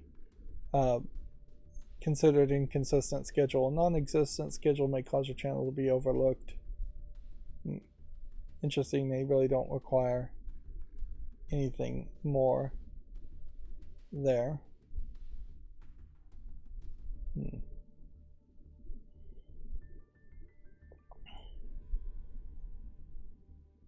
Yeah, that's another aspect certainly that I have not wanted to have happen, certainly, is that I just don't want there to be, what am I trying to say? I don't want to get free codes to games anymore, because then you have to then disclose a sponsorship, because you're basically getting something of actual monetary value for free, thus it's a sponsorship. So often you hear people say, oh, I got a free code or free review code for this game, but it's not sponsored. Yes, it is sponsored. You definitely are legally disclosing that it was sponsored, even though you're lying and saying it wasn't sponsored. It's going to change your opinions and your way of thinking. And I just definitely don't want to be involved around that.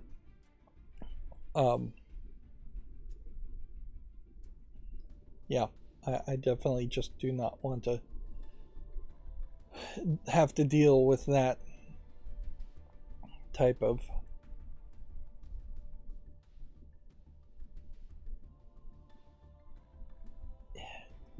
endorsement type disclosure stuff. Moving on. It's very possible that with YouTube Shorts, I've been living in La La Land and being just really happy with the number of views I've been getting with Shorts lately. Although in the past couple days, the number of views on some videos do feel like they're going down. I feel like I've put too many Shorts out, and there is a balance potentially between 3 and 4, and you really shouldn't cross 3 and 4 Shorts per day, and maybe it's just they need to come out at different times. But yeah, they have now added this YouTube Shorts metric that's in the Reach tab. It'll show the number of times a short was shown in the feed, viewers versus swiped away. So this inherently may mean that I will realize that even though my shorts are getting a lot of views, people are swiping away fairly quickly, or just swiping down past them. So yeah, my happy-go-lucky positive attitude around shorts that I've developed in the past month or so may go straight down the toilet when I realize, oh, actually, for every 100 views I'm getting, there's 10,000 people that are swiping away. Now, arguably, I don't know what I really could change. I'm going to full minute length on shorts. Maybe I should cut that down, but I don't really see a reason to do that. I really don't see a reason to do much of anything there. As far as yeah, I could potentially go down to 30 seconds, but then that would be 30 less seconds of the trailers playing on the shorts. I am still giving some thought around the idea of trying to get the text out and having like a text-to-speech app read the text out loud instead of playing the music. But that is something that is very much an alpha thought that would need a lot more polish and a lot more programming to even begin to start to work.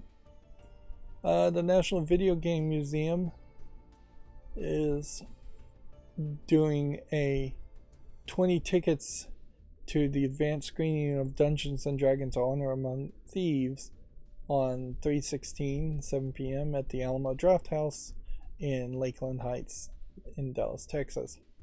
I guess Lakeland Heights is a neighborhood in Dallas, Texas. Which I guess gives the National Video Game Museum something to say on their Twitter feed, because they really don't post too much. Honestly, for their Twitter feed, there should be like a pinned hours on their Twitter feed at the beginning on top of the promotional video. And then there should be some updates as far as we're closing early, the road conditions are dangerous, things like that. They might change whether they're open or not. There should be general promotion overall of themselves. There should be more history. They do sometimes show off some things, but they really don't have as much tweets and posts. I wouldn't be surprised if they just don't have a dedicated person, social media person, and yeah, they're just more interested in making a museum and keeping the museum running, which is definitely the better goal to have. I do still kind of question how big the National Video Game Museum really is versus how big it potentially could be. Could be as big as something like the Smithsonian if you get enough collections and enough stuff to show and just enough square footage. Almost certainly, I think the National Video Game Museum in Frisco, Texas is going to at some point have a second generation of their museum where they build a giant facility and just expand like crazy as far as square footage. The Texas Pinball Festival, that's either happening this weekend or next weekend, also is going to have shuttles because it is also in Frisco, Texas, to the National Video Game Museum. So it is very doable to potentially play a bunch of pinball at the Texas Pinball Festival, take a shuttle, see the National Video Game Museum, come back to the Pinball Festival, do some more pinball, or vice versa.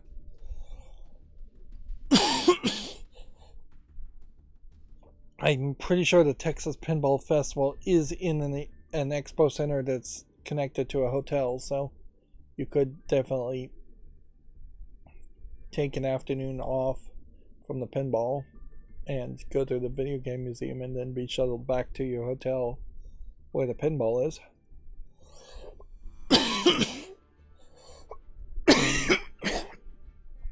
Now, see, this is bad. I've run out of water and I've worn out my voice rambling.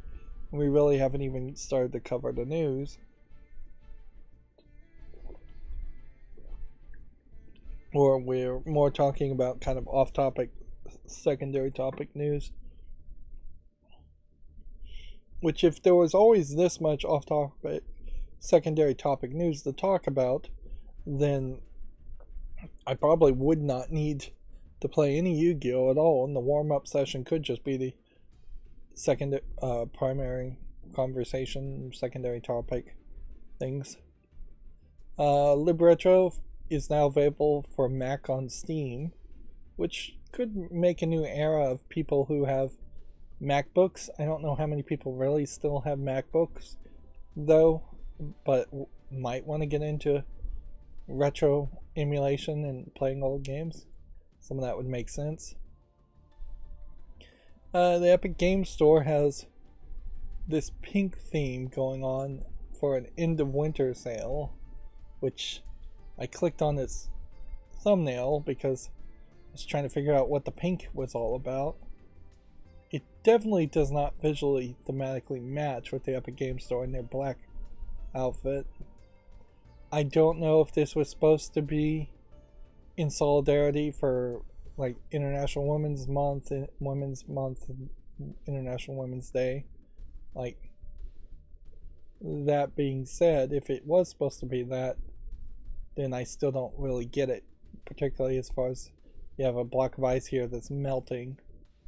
Like, I suppose if I really tried to squint hard and use a dirty mind, I might think that there's something neonic about the melting ice, something feminine about it, but that's about all I could say. And honestly, that's a major stretch. And it's not even a pink or purple consistent color, it's like a gradient. Just feels like it's a bad art concept. I didn't even know the end of winter sale was going on, but I wouldn't buy things from Steam anyway, so we'll leave it at that. And then I wanted to point out, here we have a Dishonored cosplayer here. There was another cosplayer that was basically naked and saying they were in a 2B costume from Nier Automata, but honestly they weren't in a costume at all, so I really couldn't call it cosplay or have anything to do with 2B. Just the fact that you have a white wig and a certain haircut doesn't inherently make you 2B. This is the Dishonored second character from this Dishonored 2, which I haven't played yet. Outfit looks pretty good.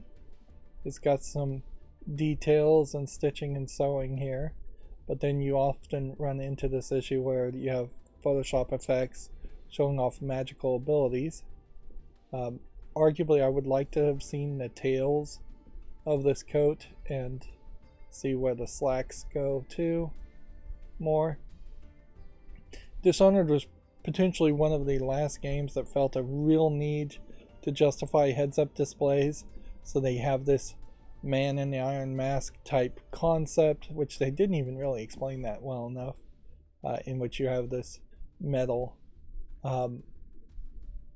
mask for a heads-up display. Again, you can see some details here. The fake tattoos is iconic to the game too. What's funny is I just said man in the iron mask and I had never locked in the idea that that's what they were doing, but yeah, literally all of Dishonored is just a man in the iron mask as a concept. Alright, so now let's start going through the actual news. We had already talked about some of these articles as far as Video Games Chronicles. There was an update aspect around this Bleak Faith allegation of using stolen arts. They said basically they can't confirm that whether or not the copyright was valid for the animation package that they had purchased. Let's see. In a statement, the studio said it had received the following message from the escalation team at Epic. Pursuant to the marketplace distribution agreement, each marketplace seller represents and warrants to Epic that they have the appropriate rights to upload their content. As with any store that hosts third-party content, however, Epic is not in a position to independently verify such rights, and Epic makes no such guarantee to purchasers of the content. So Epic's washing their hands of it, basically. And saying, yeah, it might be stolen art, it might not, we don't care, and we're not going to verify it one way or the other. Which definitely makes an argument on being extremely careful about buying anything from the Epic Games Store as far as art assets or even animation moves, which is what they were buying here. Although I still would argue that the animation moves may not be copyrightable in the first place. But yeah, if you're making a game, you basically have to hire somebody as a contractor or as an employee to make brand new content for almost everything, or you're running the risk of it being stolen art. And this has happened up and down the entirety of the gaming world, and that there's been stolen 3D models in Resident Evil 4 from decades ago, and I'm sure there was a lot more stolen that nobody ever caught or found out about it. As you get older, 8-bit pixel graphics in like Super Mario Brothers obviously were custom made, so there's no real risk of art being stolen there. But as the internet came about and it became easier and easier for people to rip content from games and resell it, it's going to happen more and more. And that is definitely something that the Epic Games Store, the Epic Asset Store, really needs to tackle and handle. Same is true for like Steam. It's not realistic for Steam to allow as many Steam Direct games as it has to be listed without doing a slightly better job of verifying whether the content in those Steam Direct listings are stolen or not, because there definitely are some garbage games that have stolen art in Steam. I know for a fact we saw at least one, and I flagged one game and never got any response back to that, and that game seemed to stay up on the storefront. And I contacted Destiny Child Shift Up, the company that makes Destiny Child, and I told them that their art had been stolen, and nothing seemed to come from that either. Nintendo thinks Zelda Tears of the Kingdom will justify its $70 price tag, which is basically all they could possibly say, and it's pretty obvious all that Nintendo would say. The second they put out that $70 price tag announcements, they knew they were going to get pushback, and they knew they were going to dig their heels into the ground.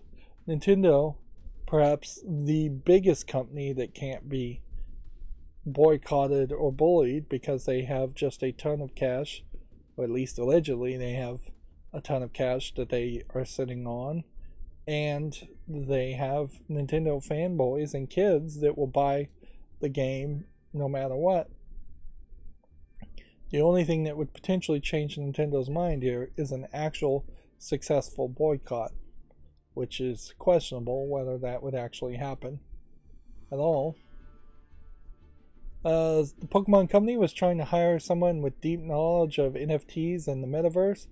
Notably, this job listing wanted like 12 years of experience in NFTs, which Web3 NFTs have not even been around for 12 years.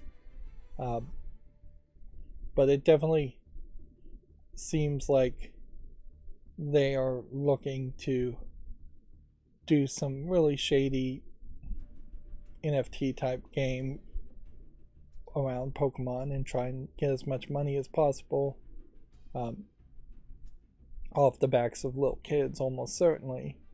And this is going to almost certainly cause a controversy. Even listing the job listing has already caused controversy, and it probably wasn't worth their effort to try and hire anybody from that realm.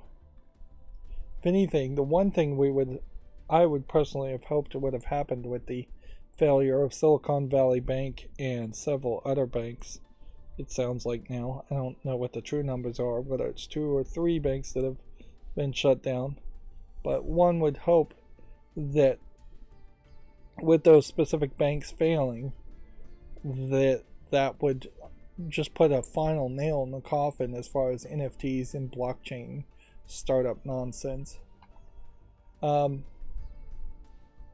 IO Interactive said its next major Hitman game is a little bit on hiatus. Currently they're focusing on the James Bond game, but we will see in a later story, IO Interactive has also opened a studio in Turkey, of all places, after the big earthquake, and with the Islamic Sharia law, I think is in Turkey, maybe not. I'm mispronouncing that word. But yeah, there's definitely a issue there where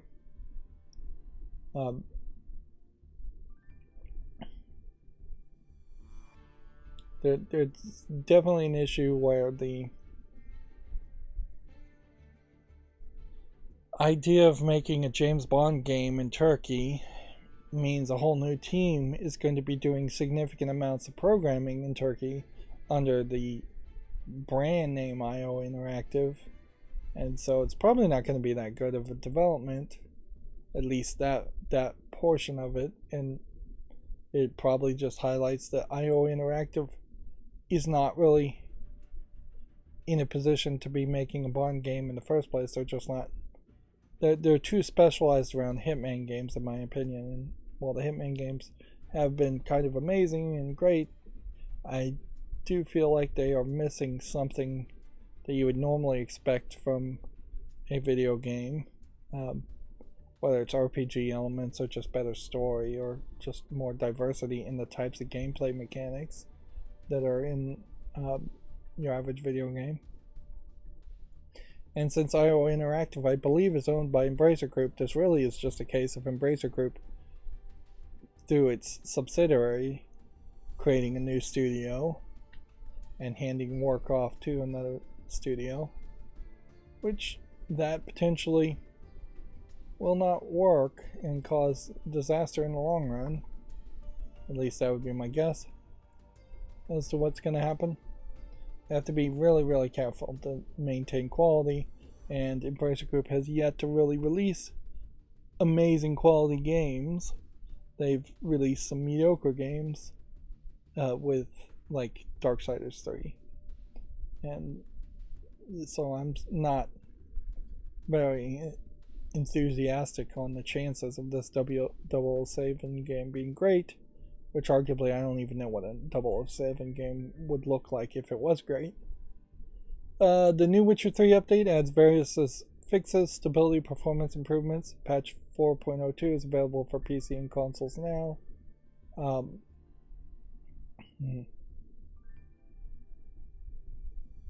Let's see if what is listed here, though, as far as the mod that was not supposed to be included, whether that was removed.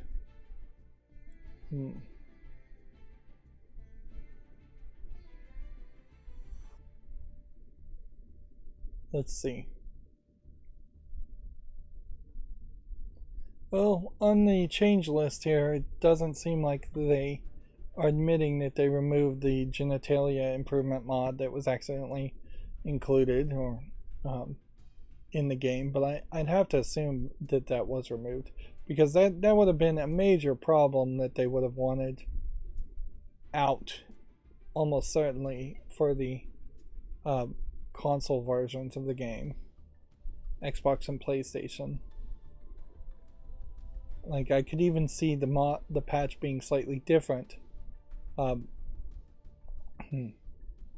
You can see there is something clearly different here, in that it was only 2 gigabytes to patch on PC, and it's 10 to 20 gigabytes on the Xbox and PlayStation consoles, which feels like you're just downloading the whole game a second time.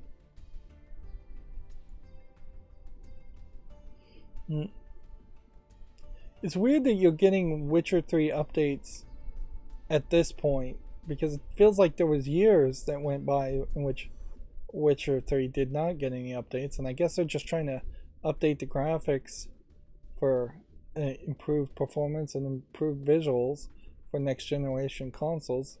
They're trying to do a remaster without actually calling it a remaster, which is an interesting experiment, but it doesn't really feel like it's going to work that well. It probably would have been better had they just come out with a Witcher 3 remaster and given free copies of the remastered version to people who owned all the DLC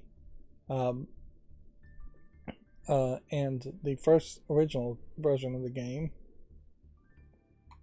Let's see. Activision insists that Call of Duty Mobile will be supported for the long haul, according to Video Games Chronicles. As somebody who doesn't care about Call of Duty, I will leave it at that. A mystery racing and flying game from EA has been added to the Xbox store. It's claimed the new title isn't the upcoming F1 2023 or F1 23. So, yeah. We'll leave it at that.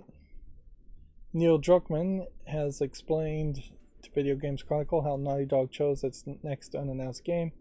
I know the fans really want Last of Us Part 3, says the studio's co-president. But the second part of that statement, I think, was, but we're already in another project, so it's already been decided.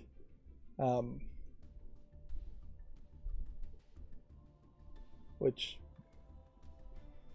pretty much means that what they're working on is not Last of Us Part 3, unless he's just being incredibly negative in his comments for no good reason. I don't really think I even want a Last of Us Part 3, because if it's good, then I have to play Last of Us Part 2, or the odds of me playing Last of Us Part 2 increases. They've also talked about at some point they were going to make a prequel. With the success of the TV show, I think there will probably be a Part 3 or a spin-off sequel game. But yeah, I'm not sure if I really care what Naughty Dog makes next. The only thing I could potentially say is I would like to see the Uncharted games on PC, but we already know they're not going to make Uncharted games too. So I'm not sure I'm enthusiastic about anything that Naughty Dog has to potentially offer, because I really didn't like, from the outside looking in, it doesn't look as fun to play Last of Us Part 2 as it did Part 1. It doesn't look as fun to play Uncharted with the two female lead characters, the spin-off game there, versus Uncharted with Nathan Drake as a series. And I don't know what else Naughty Dog has even made. Even if they made something newer, it does seem like it's going to be a lot of raw female empowerment, very possibly to the detriment of the rest of the game, which that could be a problem. And it may not even be raw female empowerment as much as it is just dark, gritty violence. That's a little too far for my taste. Let's see. The Last of Us season finale broke its own viewership record despite competing with the Oscars. 8.2 million people tuned in to watch the show's final episode, which arguably means that they were willing on HBO Max to compete directly with the Oscars. And the Oscars definitely was trying to have a lot of buzz after this year, after the Will Smith slap of last year. But I don't know if that many people really watched the Oscars, because Oscars is frankly boring, and the number of movies people actually went to the theater to watch in the last year is probably very, very few. Like, not that many movies in theaters. The people winning the Oscars are mostly Brendan Fraser, and in the movie The Whale, which I don't think most people would have wanted to watch, and Everything, Anything, Everything All at Once, which is also too artsy of a movie for people to watch. There really weren't any kind of like good old-fashioned salt of the earth type action movies. No Tom Cruise movies, nothing like that could even have been mentioned to bring people to want to watch the Oscars. It all was very high art, and yeah, that's just going to increasingly have decreased the interest in the Oscars. Yeah, in the last year, I can't think of really a single movie that would have been a big action movie. No Marvel movie, no Disney movie type thing that would have done for your consideration options. Or no Star Wars movie. Nothing that would have been a big draw for your average movie viewer. Let's see. Moving on, Video Games Chronicles says Star Citizen's fans react angrily as the biggest update yet launches with widespread issues. The game has been in alpha since 2015 and crowdfunded for over $500 million. Yeah. Alpha version 3.18 was ridiculous that you would have an alpha version above 0.99. Star Citizen is one of these projects that's probably even a better example than something like Yandere Simulator, which that's more of a niche game being programmed by one, I think, kind of crazy in the way he does things, programmer. But Star Citizen, as a game that very potentially will never be finished, has the funding, has a much larger fandom, has the support, seems to make some level of progress too. Like, it's definitely not cheap, low effort programming of graphics. It looks good enough to obviously keep people around instead of just abandoning it completely. But if anything, to have even one game like Star Citizen be 8 years into its alpha, it really just highlights the problem with crowdfunding games and early access of games, is that it can just go on and on and on. And while this isn't the typical case that it goes for 8 years, it is fairly a textbook case as far as what you see in much smaller scales with every other crowdfunded and early access type game, where things are just not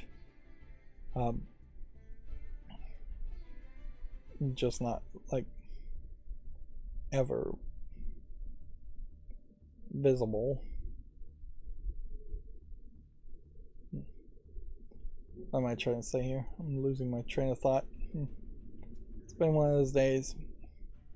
Insomnia is still not great, and so I'm sleeping, waking up, sleeping, and not doing the best thing here. Yeah.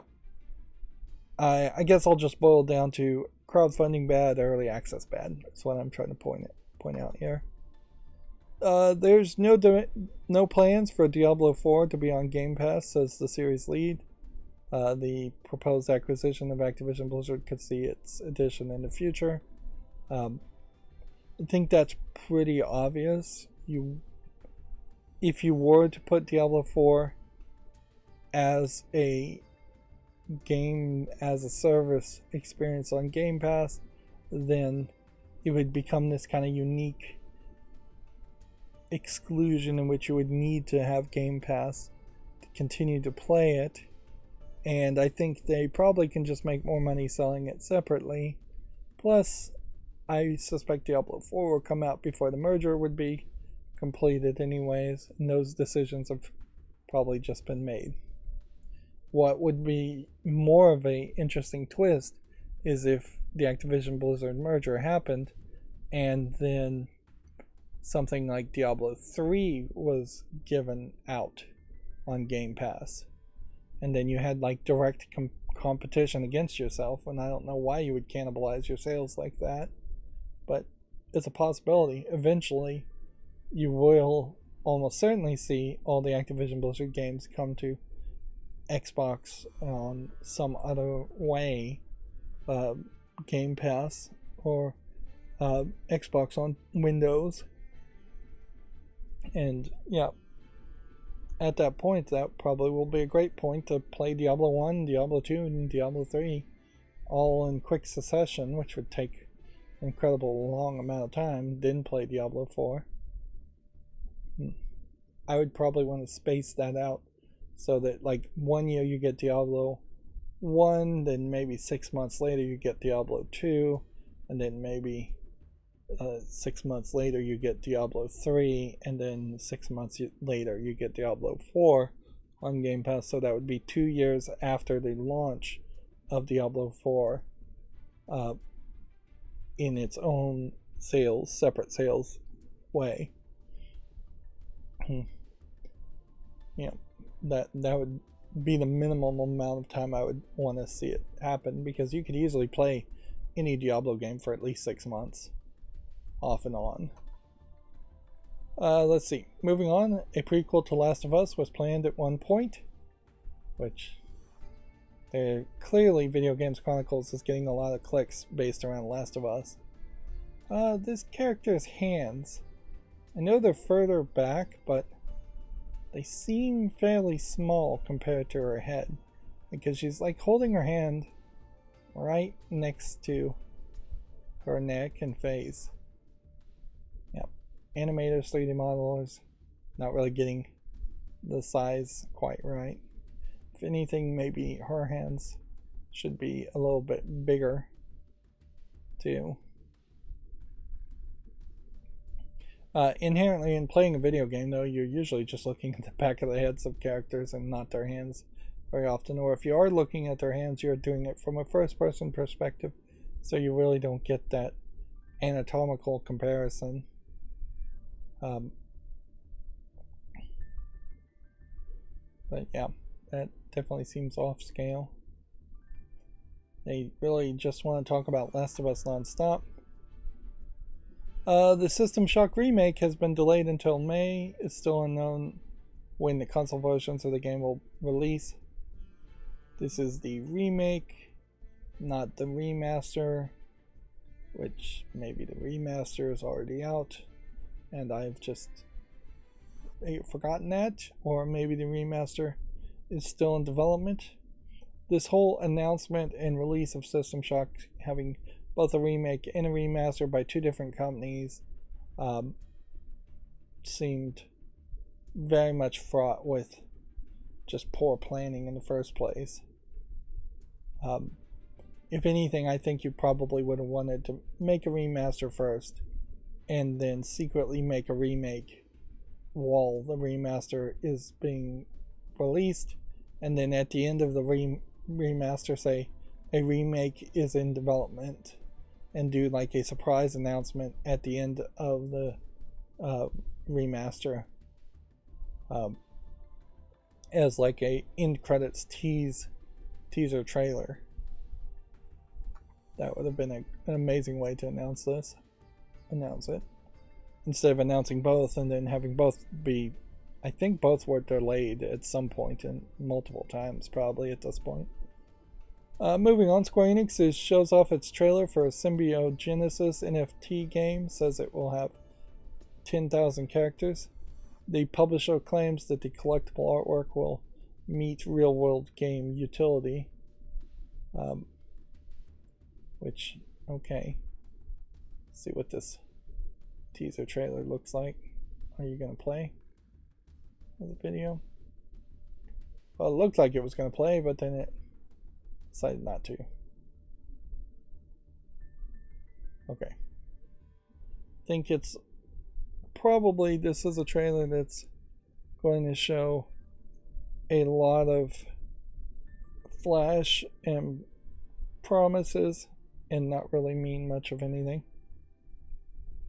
At first glance, it looks like what this could be is a kind of Final Fantasy style world, and then each monster maybe you fight is an NFT, or each building or each character you design. That is definitely the definition of a teaser trailer, though, not showing us much of anything. Microsoft has announced yet another 10-year partnership to bring Xbox games to the cloud service Boosteroid, which is something I've never heard of, but it does have an interesting little Star Trek Enterprise type design to it. The deal will include Activision games like Call of Duty should its acquisition be completed. All these 10-year contracts are starting to make me a little paranoid that this is Major Nelson about to retire and saying that I've made all these 10-year deals and thus I've just solidified the future of Xbox, and now it is on a good path and kind of a set in stone path for the next 10 years as far as what Xbox will be. Although I still wouldn't be surprised if Major Nelson gets promoted to being the CEO of Microsoft in total instead of potentially retiring. I'm not even sure who's in charge of Microsoft at the moment. I don't think it's Steve Ballmer still. It's probably somebody I wouldn't even recognize the name of. course, Larry Herb is Major Nelson's real name, and I only remember that half the time. Let's see. Moving on, Hyperlight Breakers. First gameplay trailer confirms early access delay. Players will be able to get their hands on Hyperlight Drifters follow-up this fall in autumn. Okay, Hyperlight Breakers, I guess, is a sequel to Hyperlight Drifters. Not a surfboarding more now. Gearbox Publishing. Did they publish the first game? At this point, it's fairly surprising to see Gearbox publishing anything. Like, if anything, I would prefer Gearbox to just not have anything new to say. This kind of feels like Fortnite if you were playing single player, and that might sell particularly well. Yep, there's a little bit of surfing.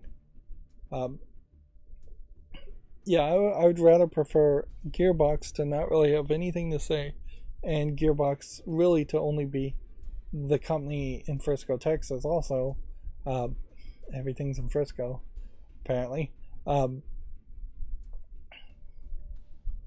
But yeah, I like them to just either announce a new game, whether it's a Borderlands game or not. I kind of don't even care, and only talk about that.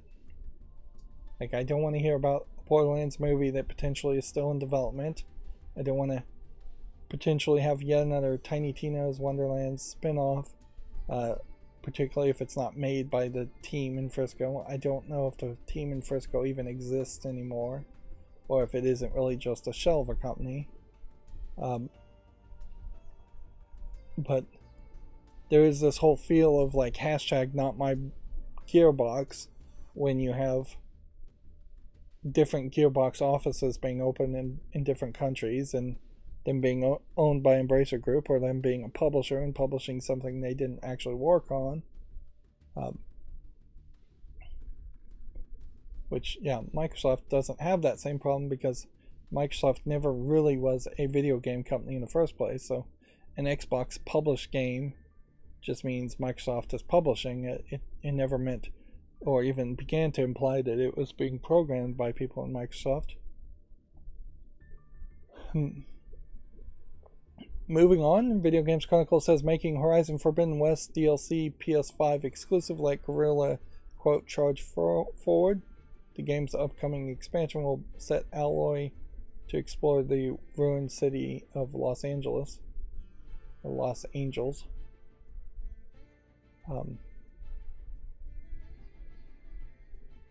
Which, okay, so they've just abandoned the PlayStation 4. If I was a person who bought the PlayStation 4 on day one, I'd be fairly upset around that news, and I imagine this news is just going to keep on happening, where you start to see only PlayStation 5 people getting DLC, or only getting upgrades to the visuals, and just not really that long of a life for the PS4, particularly considering how, while there are exclusives for PlayStation games, it's not the biggest of collections as far as games go that you would really play on a PS4. I can't help but think for every one PlayStation game a PlayStation fan plays, there's probably 2 or 3 Game Pass games that get played by an Xbox fan. Let's see.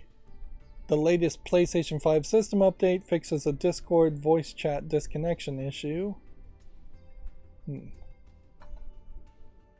A Modern Warfare 2 free multiplayer trial will follow this week's Season 2 Reloaded update. Check out that article if you're interested in that. I really need to move forward quicker. Hogwarts Legacy has already topped Elden Ring's lifetime sales in the UK, and it will reportedly surpass LEGO Star Wars The Skywalker Saga by the end of the week. Which, if anything, that just highlights that LEGO Star Wars was even better, more popular than Elden Ring. It's not super surprising though. It's almost unfair to make the comparisons, in that Hogwarts Legacy has the entire legacy of the Harry Potter series and name recognition And Lego Star Wars The Skywalker Saga has both Lego and Star Wars as far as name recognition, where Elden Ring is just a straight up new game. This is one of those rare cases where it would have made a lot of sense to publish it as George R.R. Martin's Elden Ring, and put George R.R. Martin's name right on the cover of it. That would have probably sold Elden Ring a little bit more, but inherently you also have Hogwarts Legacy, which is a much more kid-friendly and just average gamer-friendly experience, and Lego Star Wars, which is super kid-friendly gameplay experience compared to a Dark Souls-esque super difficult experience that is always going to be a more of a niche style of gameplay. Regardless, we cannot deny that Hogwarts Legacy is super, super popular. And so if there was any real hate for Harry Potter in the UK due to the creator, that hate is almost certainly not affecting sales. Arguably, UK citizens kind of love to hate things and love to be bitter and argue about things. And let's face it, who doesn't in any country? That's pretty much a natural human response. But yeah, these controversies are not stopping sales by any means.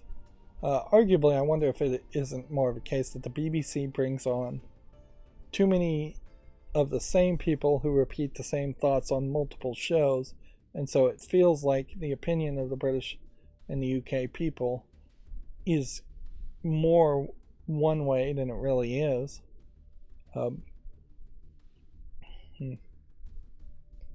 Like The Last Leg is probably a great example of that. Is BBC, I think it's BBC, has The Last Leg. It could be on Dave, but whatever. But because of BBC rules, they try to bring in a lot of people with disabilities, and so you have several comedians, like blind people. The main hosts on The Last Leg are missing legs, missing fingers, like really disfigured situations,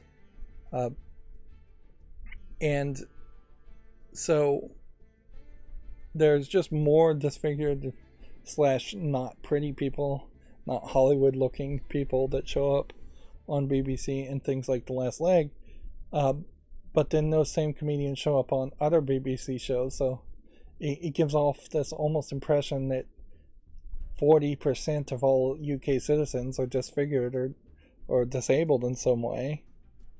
And it's not the case. It's just that the BBC has this kind of affirmative action style hiring processes for their celebrities, and as such you've seen celebrities rise to the top and show up more and more, and because of that, because it's the same people over and over again, their opinions get repeated over and over again, and particularly in the case of like disability assistance and being accommodating people with disabilities, you get the same message over and over again that there should be more and more of that.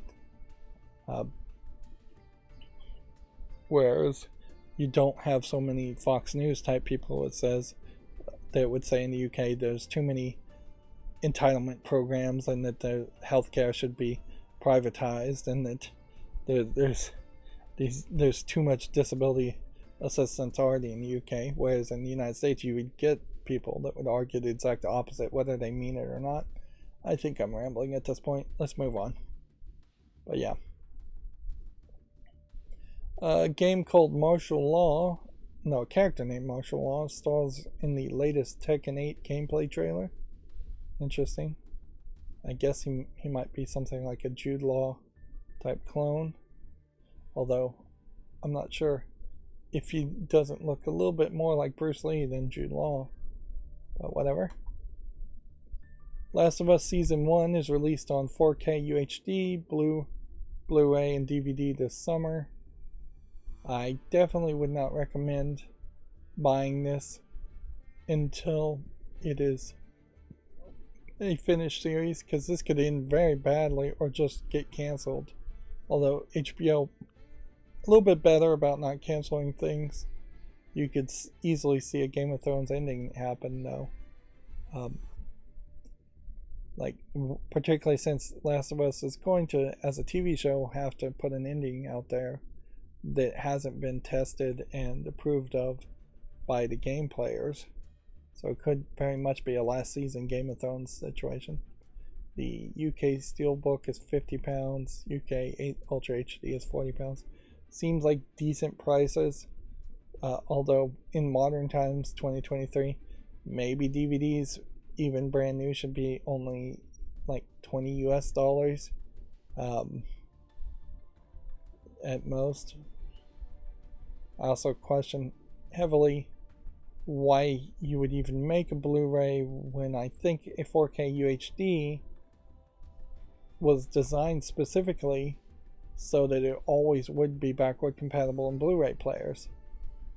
So yeah, that doesn't really make a lot of sense. Now, Blu-rays are not compatible in DVD players, backward compatibility, but unless I am totally wrong about this, my understanding as far as Blu-rays is that you would have 2 to 4 layers that you were scanning potentially at the same time while the disc is spinning on a Blu-ray, and then Ultra HD 4K, I imagine, added the number of layers, so the extra layers would just be extra visual data, as it were.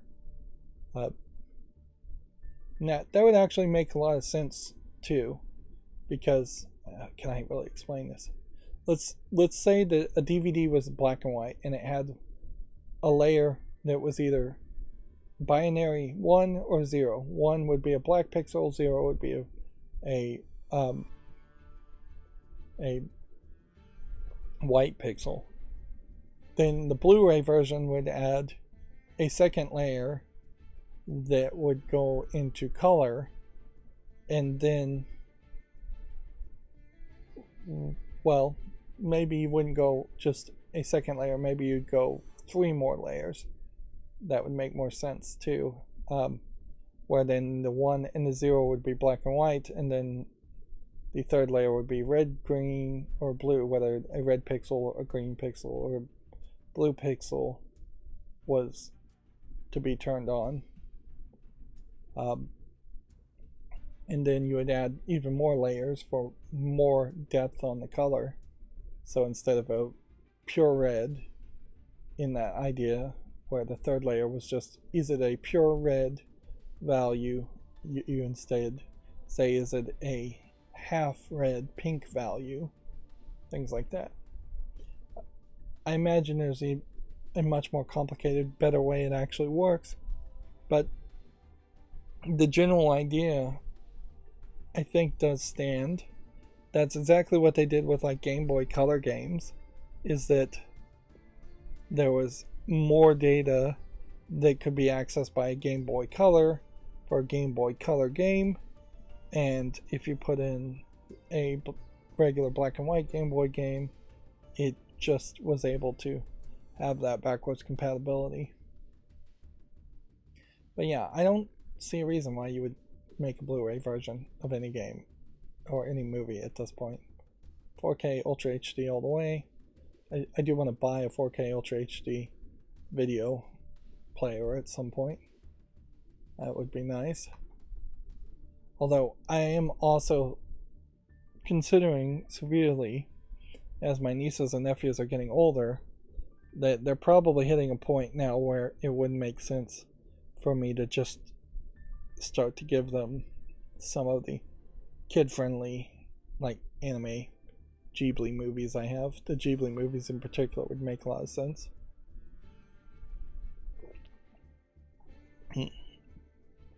But yeah, I don't know if there's really a justification to keep things on the shelf when I'm not going to sit around and watch them myself.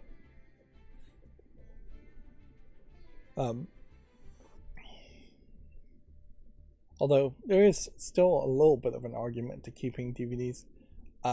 The Sam and Max comic books, for instance, are non-print, and there was a Sam and Max animated series that's not in print.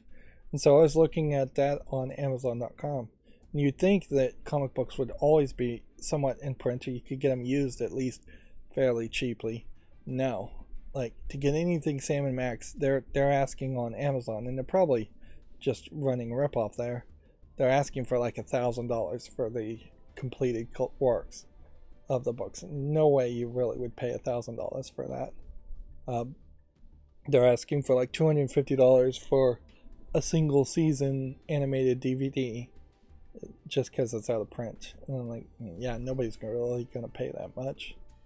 But that does highlight the problem still even today, is that DVDs, Blu-rays, things like that for anime in particular, kind of hard to get if they're out of print, kind of expensive. Naruto Shippuden and Naruto Boruto, I looked those up on JustWatch.com app. Neither one of those are available to stream in the United States, which does create a weird situation now where if I continue to watch the Naruto movies that are on Netflix, I am just assuming that I'm not going to be able to follow along as well as far as the whole story goes, because I'm just skipping the Shippuden arc, which is, when I looked it up, seems to be the closer to the more canonical arc. Basically, what I saw when I looked it up is that maybe the first 100 episodes of Naruto, the original Naruto show, is supposed to be canon, and then you're supposed to watch the first Naruto movie, and then none of the movies are supposed to be really canon anyways, and then it's just filler arcs and filler movies straight into Shippuden. And arguably, even if you do watch Shippuden, I'm not sure how much of that really matters, because then you're just getting the Boruto anyways, and just starting all over again. Moving on, I talked about this. IO Interactive has opened a new studio in Turkey. IO Istanbul will work on Project Istanbul, will work on Project 007, Project Fantasy, and Hitman, the developer says. So it's a new studio that's supposedly supposed to have programmers come in and program big projects, and I just don't know how that really is going to happen. It definitely, to me, seems like that's not really going to work. And yeah, maybe I'm just a jaded, xenophobic United States citizen, but I just don't see how an Islamic country under Islamic law is going to have people who can freely express their creativity. I'm not going to say that people in Istanbul don't have creativity. I'm just saying that they cannot freely express it. Plus, at a certain level, they probably don't even consciously let themselves think of creative things. I don't know how they can be real artists under such a strict censored lifestyle and strict censored lines of thinking. And this is certainly what I have seen in the United States when you see extremely religious people, is that they tend not to be able to think of anything new or creative outside of Christian dogma, Christianity in general. Like, you see it with the VeggieTales characters, where that's supposed to be a kid-friendly, good Christian cartoon, but the vast majority of it is really just respouting things that are already in the Bible. You see that with Bible Man. Supposed to be good, not good. Spouts mostly what's already in the Bible. Like, there is no example opposite to that I know of, where things are new and creative The closest one probably would be like I think it's the Anastasia movie series. Might be the most Christian based company that does something slightly creative and good quality. Or something. Now, you can't really say like Passion of the Christ or God's Not Dead. I mean, that really is just spouting things that are already in the Bible too. There's just nothing close to let's tell a new story with a new character, let's go in a different direction. Like, I think you really just, when you are in a culture that is particularly in Islam, you're praying 3 times a day, 5 times a day. I don't even know how many times. But like, when you are constantly mentally praying or thinking about your religion, you just aren't going to have the mental space to make a James Bond game. But maybe that's not what this is all about either. Maybe this is just straight up support grouped and all they're going to do is program and do code, and they're not going to add any creative input at all. That's very possible. I don't know where they get the programmers for. I wouldn't be surprised if all of a sudden you start to see like foreign workers being brought into Turkey to man a programming company. Workers coming from, I don't know, China, India, something like that. There definitely have been in the UAE accusations of foreign workers being brought over as slave labor, effectively, and you might see some of that, although programming is probably not going to be very conducive to that idea. But yeah, I definitely would not open a new studio in Turkey at the moment with the big earthquakes. There is also a question that maybe this was opened as a studio due to bribes or corruption of some sort, and that's why it's happening in the first place. Good news for Turkey from an outsider looking in is it does seem like the competitor to the current Turkey's president is winning by 10 points, but I don't know if that means anything, really. Like, I wouldn't be surprised if we still end up with the same person in charge, or the same people or type of people in charge in the next election. Anyways, one thing about Turkey does seem to be that their people are less comfortable and less willing to stick with the status quo, as other Middle Eastern countries have been more beaten down and forced into just sticking with the status quo. Moving on. We're moving incredibly slow today. The new Konami trademark could refer to Castlevania. Reports of a new entry in the Castlevania franchise have been ongoing. Project Zircon. Yeah, could be. Might not be. Who cares? It's baseless speculation at this point. The FTC has finalized its order that Epic must pay $245 million to consumers over unwanted Fortnite purchases. Epic will pay a further $275 million as part of a separate penalty to the FTC. What was the penalty actually for?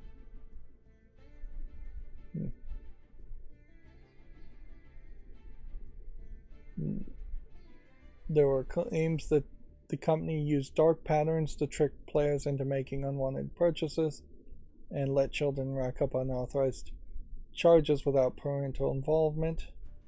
There's also complaints of just tapping on the screen when the game crashed or something and it being counted as clicking the buy button and then them not refunding any of that. Let's see. Players incurring unwanted charges based on the press of a single button, for example, by attempting to wake the game from sleeping mode while the game was in a loading screen, by pressing an adjacent button while attempting to preview an item. So they really were just, if you click anywhere on the screen, they were considering that a purchase. And that's the last thing Epic really needs, that is just bad press, but that's all they're getting, probably because of their bad decision making and bad leadership. And yeah, if you see this kind of bad decision making and bad leadership in Fortnite from Epic, then why would you want to do business with them using the Unreal Engine, even if it is the best engine, or the Epic Games Store to list your game, even if it was an actual good experience, a better experience?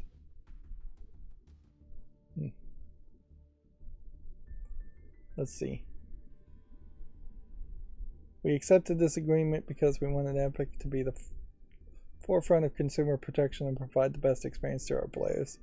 That is a heck of a spin there.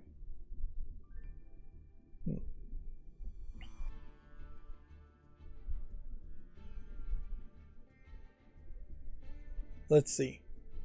Epic is also paying $275 million as part of a separate penalty for allegations that the company violated the COPPA, Child Online Privacy Protection Act rule, which in one of that is certainly not storing information of children under a certain age at all, or having to get parental consent to store information on teenage children and older children. Let's see. Microsoft has announced yet another 10-year deal with the firm behind Switch Cloud Games. Let's see, which company in this are they talking about? Ubitus, the company which powers many of the cloud games available on Nintendo Switch, such as Guardians of the Galaxy, Hitman 3, Control, and Resident Evil Village. Yep. Microsoft is just handing out 10-year deals left and right, which, these 10-year deals must not hold that much weight to them, would be my guess.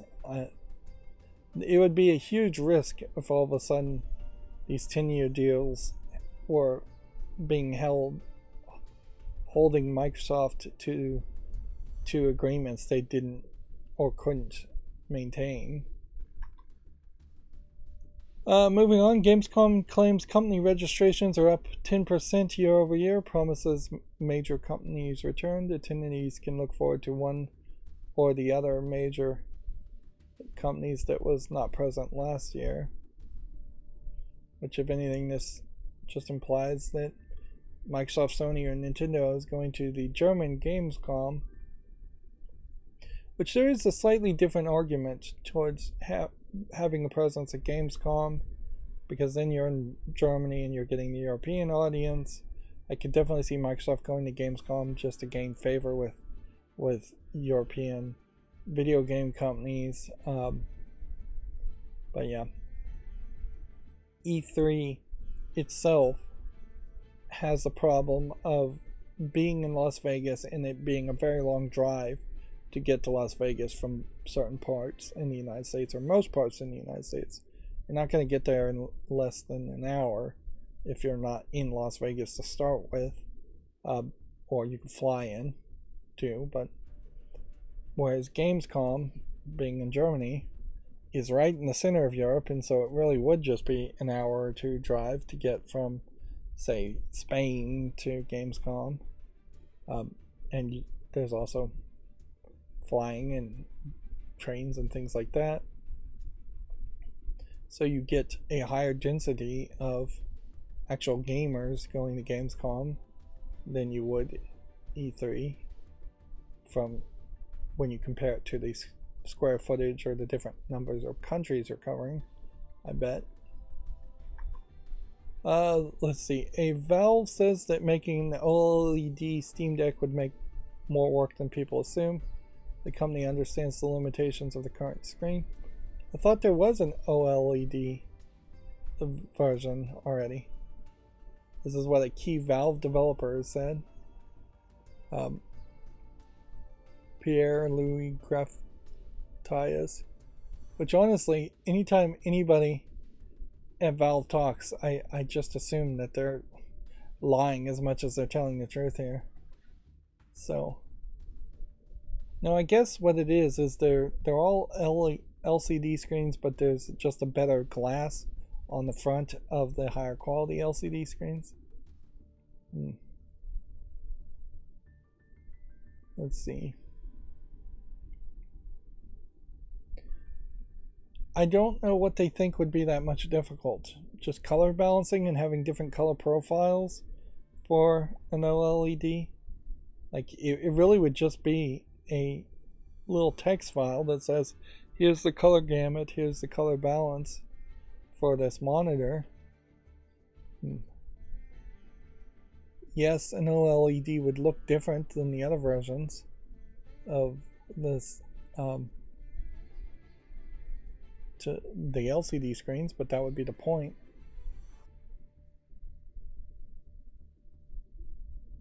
Let's see, we've already made improvements to the battery life between the time of launch and now. We've made it possible to play refresh rates at 40 Hz while we're working to give users more control over how long their battery lasts. So that they're more focused, or this guy is more focused on lower refresh rates at 40 Hz, which is pretty low for battery savings. There was a new competitor that came out to the Steam Deck that has basically a mini PC in it, and I think it's way more expensive, and it probably doesn't have that much better battery life, even though it has a bigger battery in it, and it gets rid of the touchpads. But it definitely felt like this was the first device that had been designed after the specs of the Steam Deck had been announced, and feels like a real competitor, although inherently you are running a PC there that wouldn't have the same support for SteamOS. So you probably can get SteamOS on it, but it probably won't ever be as optimized. So yeah, we almost certainly will need to see some updates to a Steam Deck 2. I don't know if LED is really justifiable.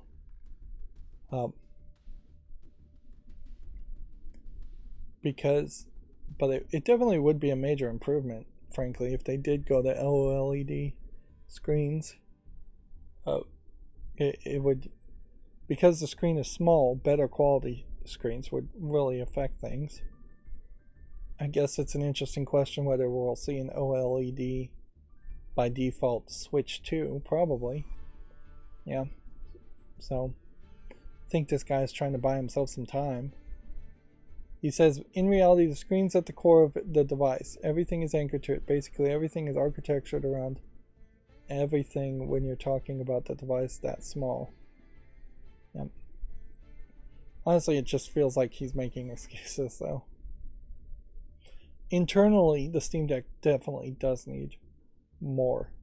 A complete redesign anyways, so like all the circuitry and everything in it needs to be designed, and they need to bring in a maker of some sort, someone who has worked and designed in as far as internal components to optimize how things are built. I kind of wish what would happen is you could take off these handle grips here, and that there would be a battery slot there and there, so that the extra battery weight would be here and here. And I wouldn't mind if they got rid of the touchpads completely, or if there was some way to swap out the touchpad with the thumbsticks so they're actually in a more realistic spot. Or if there was just a touchpad directly on the analog sticks in the first place, and so swiping your finger on the top, it would go up and down, left and right on the mouse. But yeah, I definitely have to call BS. I think adding an OLED is a lot easier than he's trying to make it out for, and I think you will, in the next year, definitely see somebody put an OLED monitor into the Steam Deck and make their own modifications if they haven't done it already. Moving on, Ghostwire Tokyo is coming to Xbox Game Pass next month alongside new content, new enemies, new areas, and a new roguelike mode will be included in the update. Hopefully that makes Ghostwire Tokyo a little bit more interesting to play, because the main complaint I've heard about it is that it is just fairly repetitive in what you're doing. You're just kind of shooting the same ghost over and over again. Modern Warfare 2 and Warzone 2 Season 2 Reloaded patch notes have been released. You can check that out if you're interested on videogameschronicles.com. And that's the last Video Games Chronicles articles, but we've already been going 3 hours. Winning Post 10 demo launches March 16th in Japan, and according to Komatsu, Microids announced a Space Adventure Cobra game for consoles. Process of Elimination demo is now available in the West. This is what kind of game? Let's see. An adventure game, or is it a closer to a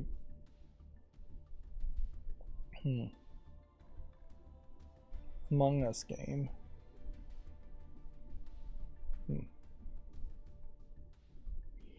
Visually, I just don't think there's enough of an experience here. Almost feels like a board game.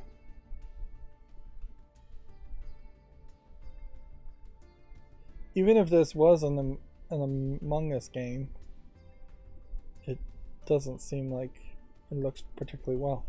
Maybe what this is a process of elimination, in the sense that they have different visuals and you're trying to guess who is the killer based on what they look like, or maybe they have different stats. Yeah, otherwise I am just very confused. And this art style, clearly not the main gameplay art style. NCSoft has announced a real-time strategy game, Project G, for PC and mobile. Project G Encounter. That sounds like a very generic name. And yeah, doesn't look amazingly interesting either. Yeah, I'm in a real bad position now where I just need to rush through all of this. A mobile game called Sin Chronicle is going to end service on May 31st. Seems like we are increasingly seeing a first generation of mobile games losing service, particularly if those mobile games are being made by people like Sega that got late into mobile gaming or have other sources of income other than mobile gaming. Dragon Ball Xenoverse 2 DLC Hero of Justice Pack 2 and free update teaser trailer is available if you want to check that out on Komatsu. I don't know what version of Cell that is.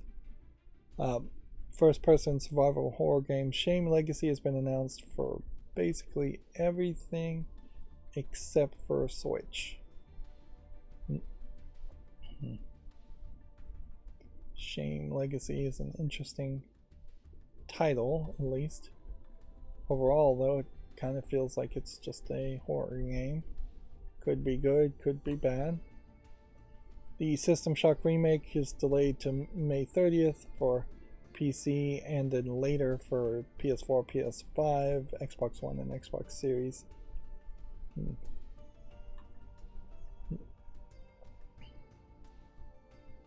Hyper Light Breaker Early Access delayed to fall. Gameplay trailer. Already talked about that. The game Paparazzi for Switch launches April 6th. It's priced $19.99. You don't get the price very often in the subheadlines. Taking photos of dogs as an open world game sounds interesting.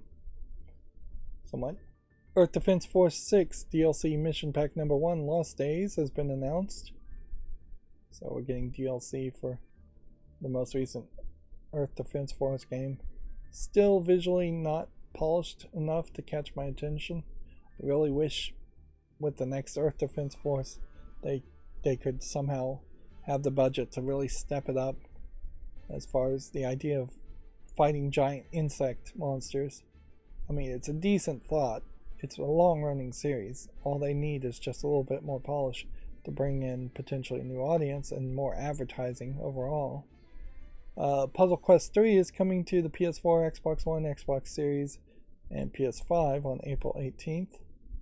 Puzzle Quest, one of the last match 3 games I think I actually would consider covering, in the fact that it does look like it just has a little bit more going to it than just matching 3. A game called Meet Your Maker is coming to PlayStation Plus monthly games lineup on day 1. Which, okay.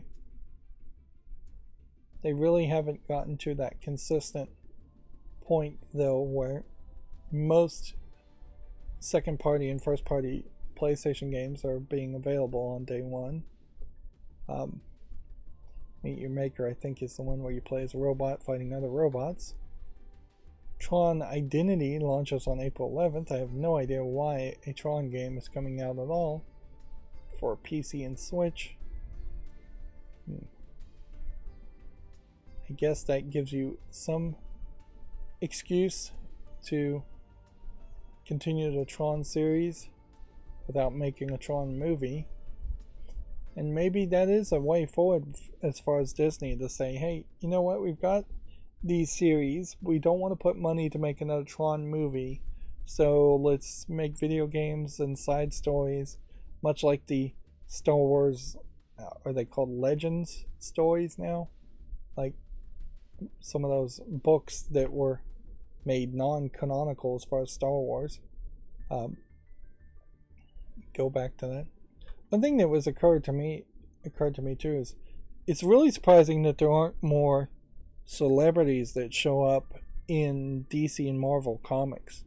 Like, I was thinking specifically Weird Al, but you could definitely get Snoop Dogg and just like, hey, here's a celebrity, let's either make them an ego mini series that involves them, or let's just have them show up in the comic and cross promote that way.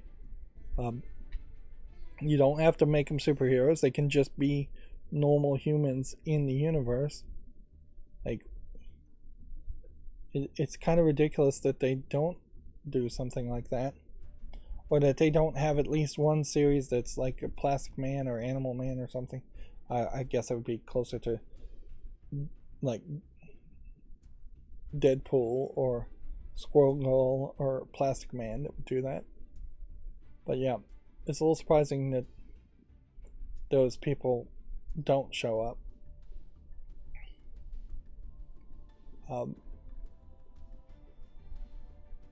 Okay, we already talked about Tekken 8 Martial Law gameplay trailer.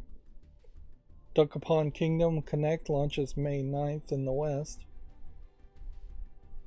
Yeah, I wonder if I really have just hit a point where I need an adult, I need a teacher to just keep me on track and not ramble so much. Oh well, I mean, I'm not going to have that, so some streams will just go long. But it does really suck to fall so far behind.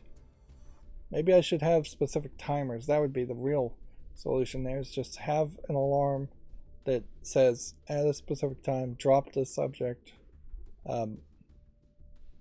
and move on to the next subject. It would have to be almost like an auto starting timer. But yeah, maybe there is a plugin for Firefox that would say when you're on a tab, start a timer, and when you're off that tab, stop the timer and restart it when you go back to it. That might work. Although then you would just have a clock somewhere counting for no good reason. Let's see. A game called Vernal Edge. Vernal has announced physical editions for the PS5, PS4, and Switch. Do we know what kind of game this is? Adventure action game. I don't want to watch the trailer, but you need to just to figure out what it is. Okay, it's a platforming dashing game with hack and slash elements. Doesn't look like it is inherently too difficult of a type of game, like a frustration platformer. It looks like it has some Metroidvania elements and spells and things like that. Okay, it looks interesting enough. I'd say the cover art is pretty bad here, but it's not really that different from what I imagined Bastion's cover art would be, and Bastion turned out to be a great game. And inherently, if you did try to imagine what Bastion's cover art would be if there was a physical edition that came out originally for Bastion, it probably wouldn't do justice to the actual gameplay and story. The game Citizen Sleeper is coming to the PS5 and PS4 on March 31st, and the episode Purge update launches March 30th, which, yeah, Citizen Sleeper is a tabletop cyberpunk game, which is already on my wish list, but apparently is getting an update March 30th, which means I'm going to leave it for another YouTube short if it's getting an update, because by the time I make a YouTube short around it, March 30th will have happened. Moving on, Toho Shinsekai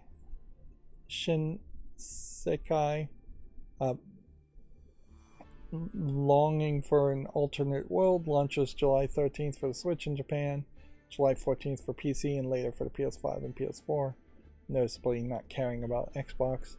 This is yet another Toho game, although this one seems to be more of an RPG game instead of a side-scrolling bullet hell shooter, even though it does seem to still have some of that.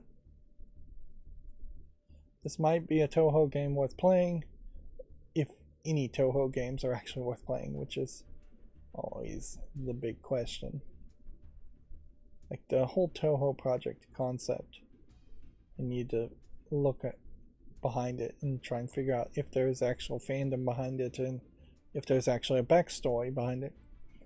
A game called Cannon Dancer Osman for the PS4 and Switch launches April 13th in Japan. It is a side-scrolling platformer, and all they have is the giant collector's edition announcements, which this is a lot of the same artwork to be promoting. The Famitsu review scores for issue 1789 are out. Let's see what they got. Atelier Ryza given a 34 out of 40, so Atelier Ryza 3 maybe not as well not as well received as Atelier Ryza 2. It said the clear time is about 30 hours without side content, or 60 hours including everything, which arguably is fairly short for an Atelier series, which actually gives me some hope to potentially play the Atelier series, because I was thinking all the Atelier series would be closer to 200 hours to have a real experience.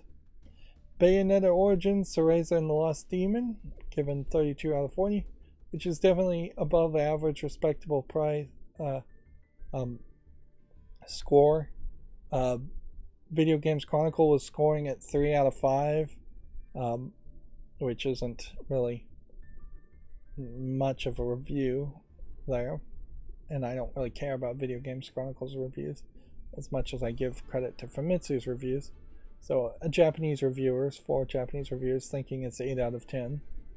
Not amazing, and in a lot of ways I still have to question whether Cereza and the Lost Demon really was just supposed to be extra content added to Bayonetta 3. And I'd like to get a detailed review as far as the story and how people feel about it more as more reviews come in. Gal Guardians, newly renamed Gal Guardians Demon Purge, was given a 28 out of 40, so not particularly amazing there, pretty low score.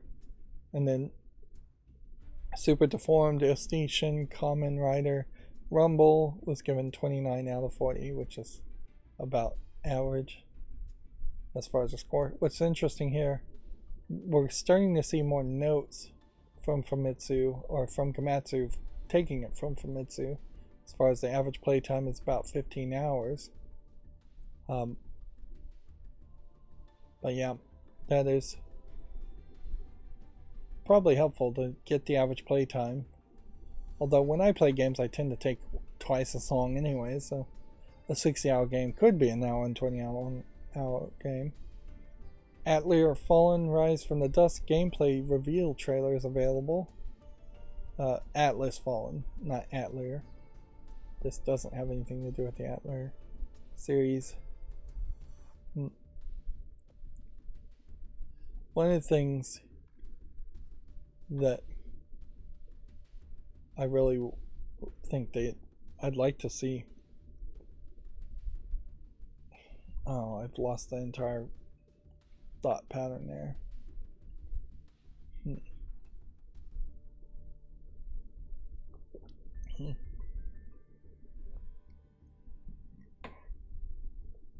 I guess what I was thinking is one of the things I'd really like to do is make a lot more content again, and I just don't know how I could do it. I just need more time and more energy, and just need to be faster at playing games. But I also don't want to start trying to speedrun games and play them at an unnatural pace. But yeah, I'm particularly disappointed at the moment with just the amount of output I'm making, and only covering one game per month at most. It's just not enough content, in my opinion, not enough gameplay. Moving on, a game called Ghost Pia Season 1 for Switch launches March 23rd in Japan. The PC version is due out in Q2 of 2023. Like, this is a fairly overly brightened, bloomed visual, so I'm having a real hard time trying to figure out what these characters actually look like.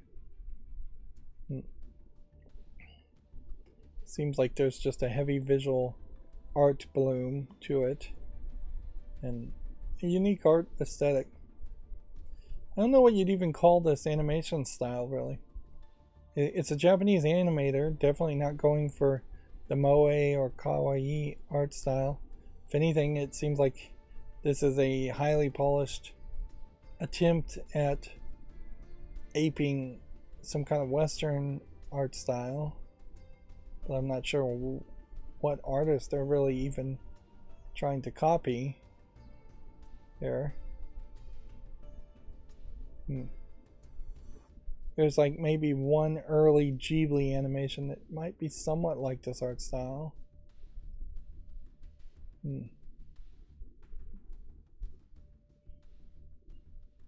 But yeah, I don't even know what I'd call this. Maybe that's a great thing, because if you are running into an animation style you don't identify with, potentially you're running into an artist who's doing something new and unique to their own ability. Moving on, Toho New World is coming to the West on July 13th for PC and Switch, later for the PS5 and PS4. I feel like that's the exact same game with just a different title. If it isn't the same game, it's definitely a game that looks very similar to what we already looked at. I'm fairly certain it's the same game. Infernax Deus or Die update launches April 5th. Extended gameplay released. Anytime a game gets an update, it really should get a YouTube short. I guess the question here is there a way I could put multiple games in YouTube shorts?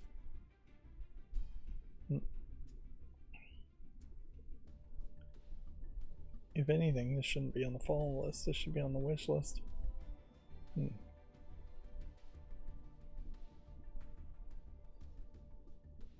This definitely looks like an old school Castlevania clone.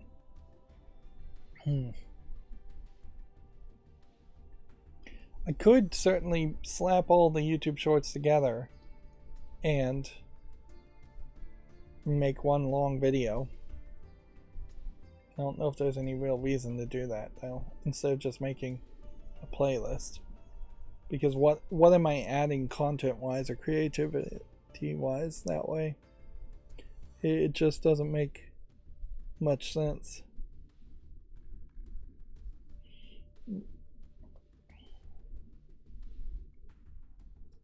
And frankly, that would just be making more content and flooding my Steam notifications my YouTube notifications even more. So I don't see a value in that. Moving on, Paladins is going to be published by Armored Game Studio and launches in 2024. This looks like a somewhat interesting looking game. It's a multiplayer co-op, it says. Kind of a Paper Mario looking RPG, possibly with some Mario Party elements. Maybe not. Maybe no Mario Party elements. A steampunk action adventure game called Black Skylands launches this summer for basically everything. It's currently in early access for PC.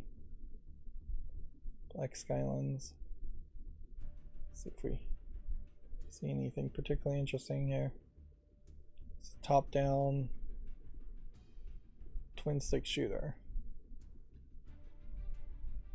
which at this point I probably need to make more YouTube shorts around top-down twin-stick shooters and give them more of a chance. But that's pretty much all I have to say. Roguelike action game Slime 3K Rise Against the Despot has been announced for the basically everything too. Stadia is dead. Amazon Lua might as well be dead. So PlayStations, Xboxes, and Switches and PCs is basically everything. This too, kind of a top-down twin-stick shooter looking game, which, yeah, competition does not seem to be in short supply. You're playing as this giant slime, which maybe is a funny twist. Ghostwire Tokyo coming on to Xbox Series on April 12th alongside the Spider's Thread update. We already pretty much talked about that. And then that's going to bring me to games that came out on Steam. Run a nuclear facility as a concept. I'll give it a chance. It's probably nothing. Exopod explodes. Almost certainly going to run into some adult games. Hey, is this support English? Give this a chance.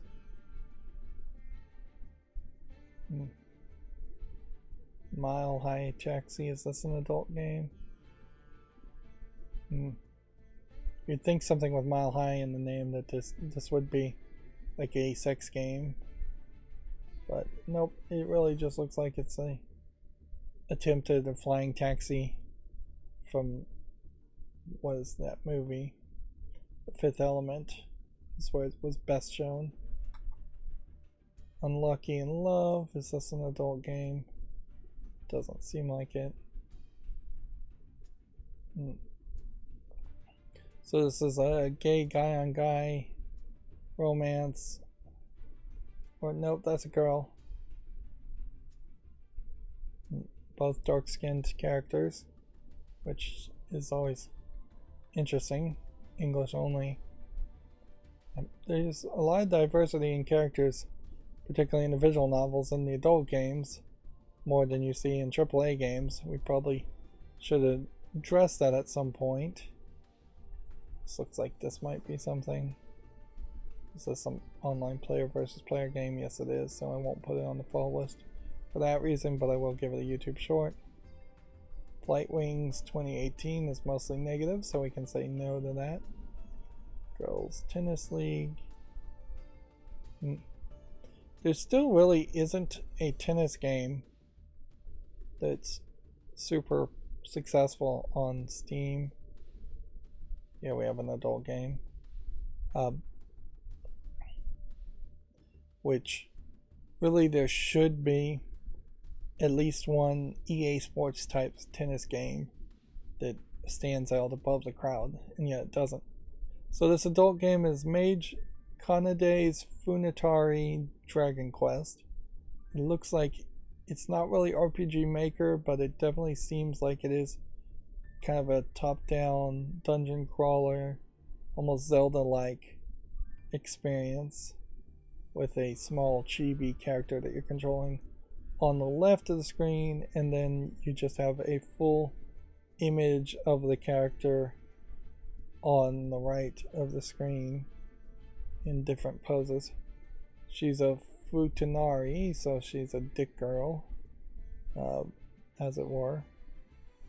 Or, yeah, I don't know if I use the phrase hermaphrodite accurately in these kinds of fictional depictions. $19.99 though is particularly expensive. It's English and Chinese only, and the enemies seem to be like giant floating boobs and butts. And at least some of the enemies look like that, but the actual game here looks pretty bad. Positively reviewed, 15 reviews, 93% positive. So for what people are looking for, I think they're kind of liking. And I do have to kind of applaud the fact that there is actual like attempt at gameplay here versus just a slide tile puzzle game. But that price tag is too high and the polish is too low.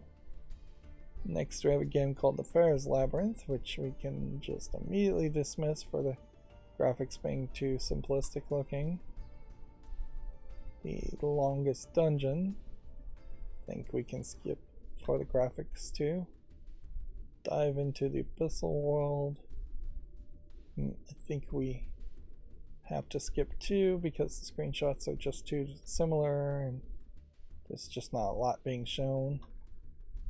Delete after reading. I'll give this a chance because I'm trying to burn through things really quickly. I'm going to give a lot of things chances today. Next we have a game called Threesome Puzzle, which is just a flat 2D anime girl or anime girls, a slide puzzle aspect. Yeah, does not look like anything. A game for 3 people, so apparently 3 people are supposed to be doing the slide puzzles at the same time. Looks like there's barely 2 or 3 images. It's $1.39, so the price is much better, but the actual gameplay element here is pretty low, and even the screenshots aren't really showing anything amazing as far as the nudity and adult content. So nothing there particularly intriguing. Same could be said for the Puzzle Factory, just low effort puzzle games. Terminal Velocity Boosted Edition. I'm going to put this on the fall list because there's some relevancy to this game. I remember this game when it came out, not the boosted edition, but the first version of the game. That being said, it may not be that relevant nowadays.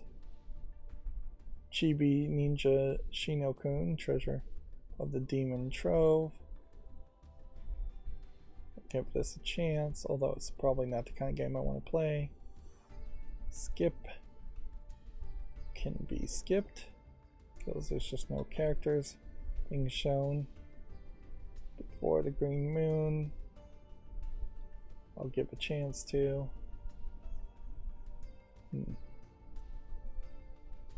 Spin Rhythm XD. XD as a phrase was, I think, used a lot more in previous years, and I'm not sure I ever really figured out what it means as far as just like shorthand. Cannibals.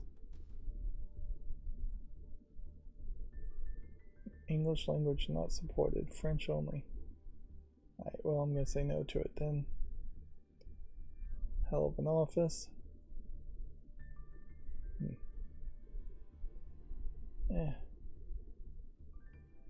Give it a chance. I'm definitely going to end up adding and making YouTube shorts around too many games.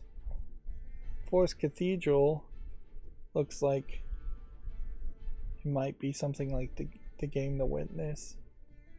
Although in all fairness, the only game like The Witness that has come out since The Witness was a joke game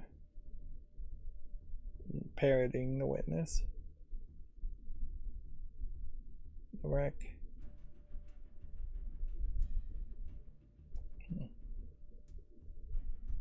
Yeah, if I'm saying I'm making too many YouTube shorts, then I do need to probably increase my... Let's see, should we give this a chance if it's already mixed? I don't think probably should. I should probably increase my standards a little bit, but I'm not sure how to really do that. It's easy to lower standards. It's hard to raise standards. Legends of Heroes. Trails to Azure. Yeah. St. Patrick's Day break. Looks like it's an Arkanoid clone with a St. Patrick's Day theme. The problem with that, of course, is just making a game around a single day of holiday. And honestly, you run into problems of just stereotypes and St. Patrick's Day nonsense. Green beer, leprechauns. No real conversation about who St. Patrick was and what the day originally was about. Yeah, St. Patrick's Day is very much like Christmas and Santa Claus, in that it's celebrating something completely disconnected to what it originally was celebrating in multiple ways. This looks to me like this would be an adult game. It's Japanese full audio, suggestive themes. That's all it says it has in it, though. So we have Slavish Dragon Princess 3, which, yeah, here you have more of the kawaii art style, maybe even going into the moe art style. I would definitely say she was the moe character of the group of three of them. Flat 2D animation. Here you have a weird looking dragon character. Here you have chibi versions or off character designs. I guess this is just a visual novel. Alright. We'll give that a YouTube short. This next one is an adult game. NTR'd by Clumsiness is the name of it. NTR stands for what? I know it's a term, but I'm not sure I ever got the definition of it.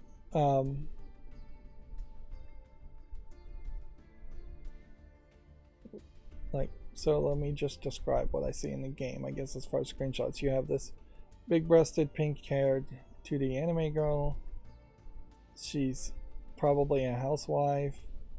There's a screenshot of a knife. I feel like she probably might be forcing the male character to sleep with him. This is like the idea of a woman, I think, forcing the man into some kind of non-consensual situation. Okay, here they actually explain it. Good. We'll just come over here and now I can see. So it's lots of sexual content, accidental sex, which is an interesting category.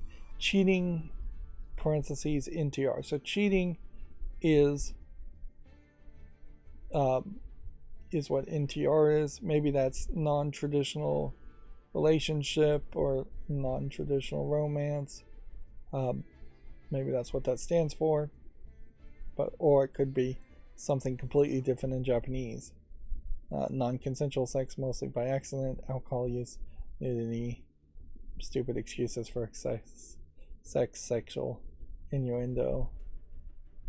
It says some of this scenes are not implemented yet, which means I guess the game is not finished. It is labeled early access. So if anything, it seems like it's not the lady, which I was wrong, I guess, forcing the guy into it as much as it is somebody is getting drunk, whether it's the lady or the guy, and having sex while in their drunken state.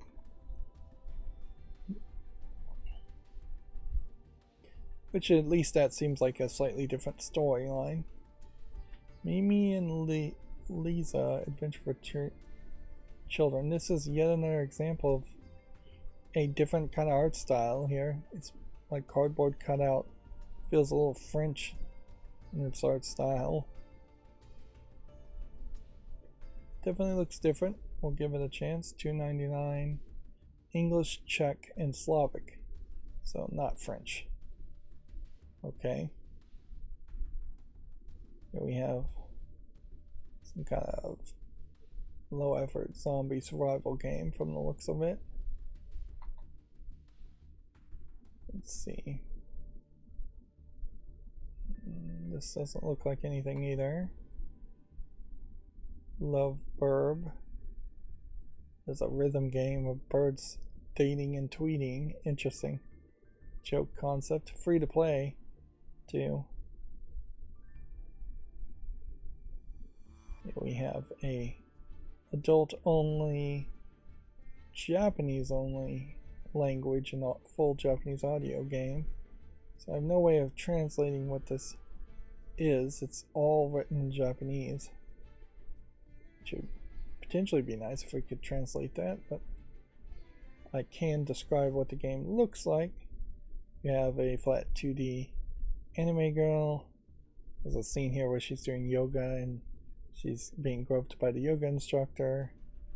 And let's see. Several acts of intercourse, three-way scenes.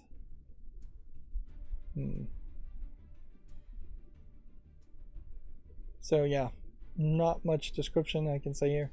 One thing that does stand out as far as the actual game though is it seems like there's a lot of extra text for a Japanese language game popping up here. A whole bunch of like tabs in the dialogue selection, which I don't know if that means there's multiple choices as far as dialogue, which I doubt.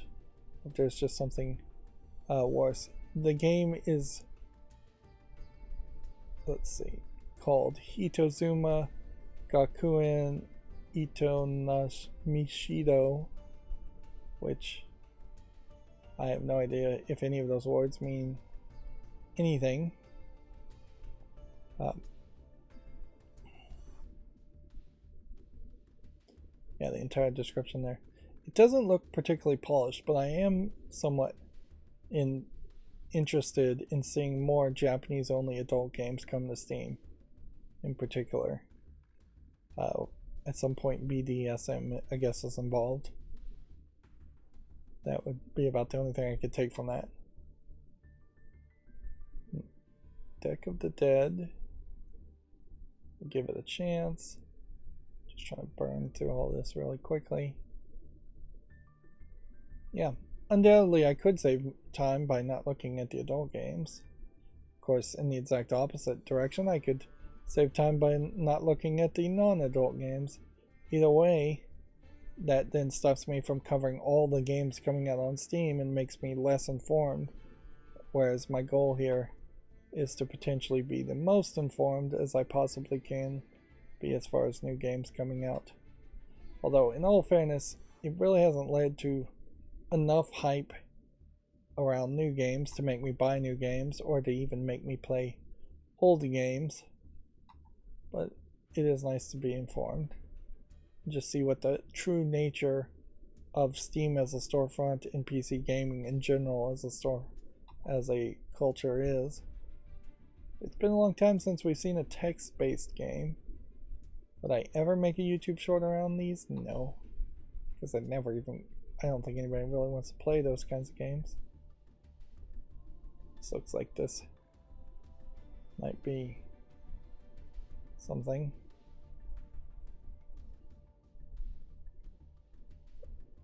Nothing there.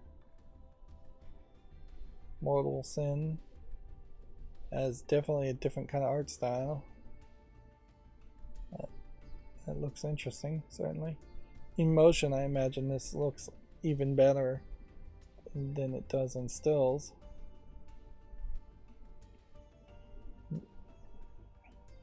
Enter the cyber jungle. It's probably nothing. Alright, so that was all the games that came out on Steam. So we're at the GameDeveloper.com articles now. Microsoft inks a 10-year deal to bring PC titles to the Steam cloud streaming platform. Meta plans for another 10,000 layoffs just months after cutting 11,000 jobs. So Meta/Facebook laying off a bunch of people. ZA/UM executive producer Kar Kindar officially leaves the studio. He dropped his lawsuit against ZA/UM in late 2022, has now departed the studio after paying the legal fees for its majority shareholder. Apparently there was some real bad blood here.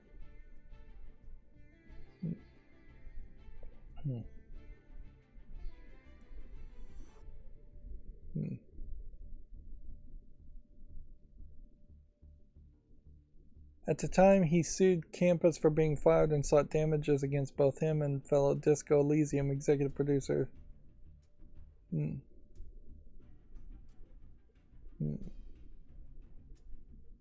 So here's quite a story here that I just don't have time or interest to really do the back research on.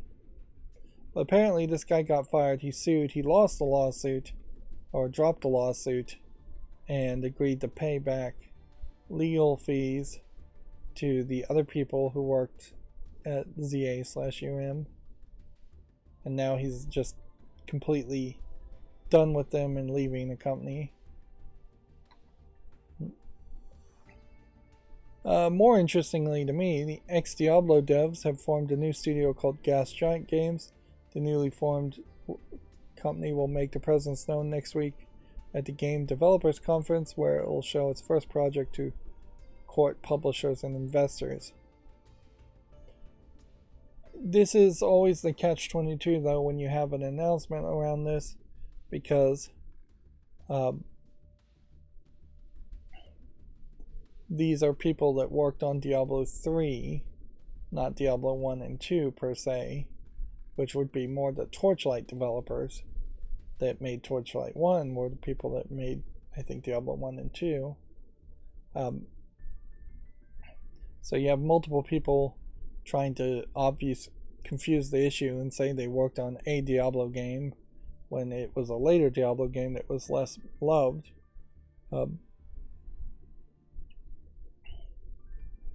But yeah,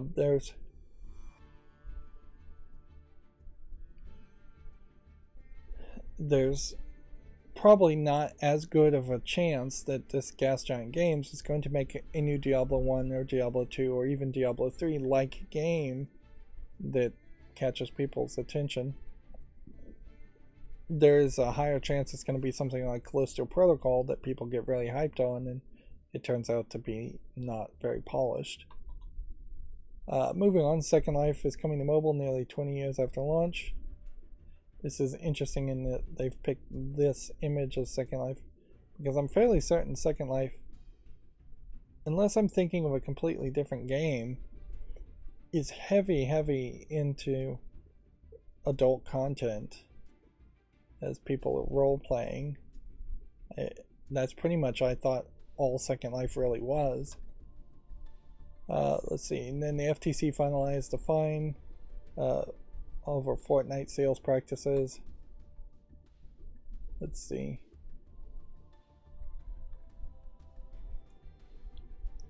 We already talked about this story, so I don't want to even bother to read the headline. I'm so tired of the Activision Blizzard stories. And we talked about the new studio in Turkey. Alright, so moving on. This game, I will give more time to. Cursed Crops, we'll give more time to. Cursed 3.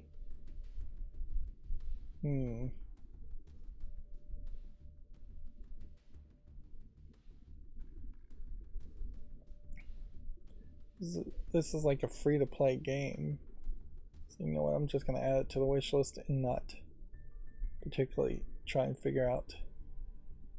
Like all of these are free-to-play, so we'll just go ahead and add that to the wish list and add that to the wish list. Each of these cursed games look fine. At what point would I cover all of these games if they're all free from a developer who's been publishing games every couple of months?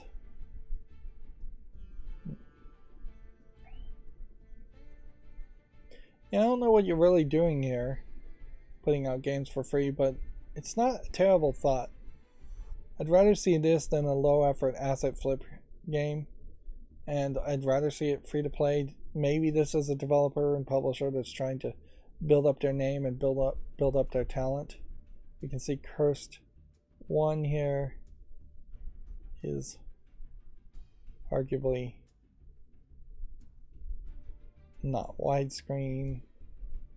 The animation has really not improved by much, but maybe a little bit by the time they got to Cursed 3. But yeah, this is a much better way to build up a portfolio though, and potentially have a company 10 years from now, if you can wait 10 years, that actually sells. Let's see, Cupid's Kiss here.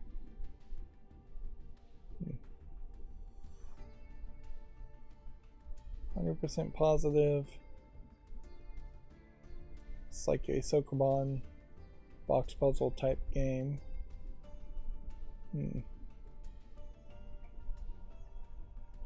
gonna make an exception and just put this on the wish list, even though it's not relevant at the moment. Let's see. We look at Curse 2. Oh.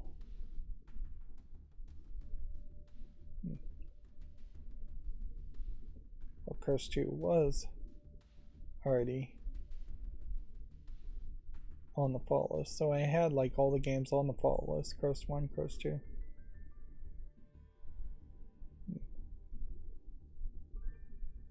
Let's see, Cubeyet was from February. Is this a VR game? No, it's just a 3D Tetris type game. I think we can say no to this just because it's way too irrelevant. Not even a single review. Cubeverse. I'm gonna make an exception here and put this on the wish list. I'm probably being way too generous. Again, another free game, so like not a real problem. I think we can say no to Cube Grid. And then Cube Farmer. I think we can say no to that too. I don't know how many Cube games I really would have wanted to play. Control Alt Ego. It's not in early access. English full audio. Rated very positively. So we can add that to the wish list. Alright, And so with that, that's going to be it for this stream. I'm not going to bother to try to look up my Twitter feed and see if there's any new news. We'll talk about that on Friday. And we don't have a Duel Live or anything else to do. So it's been a rough one, certainly. A long one. I guess longer than rough. But yeah, that's going to be it for the stream. As always, I ask you to like, share, subscribe, comment, and watch every second of my videos. If you want to friend or follow me on any social media sites, there's a whole bunch of links down below. And if you want to support me further, there's a link to Patreon, or you can friend me on Steam and get me a game off my wishlist. Thank you for watching. Have a good evening.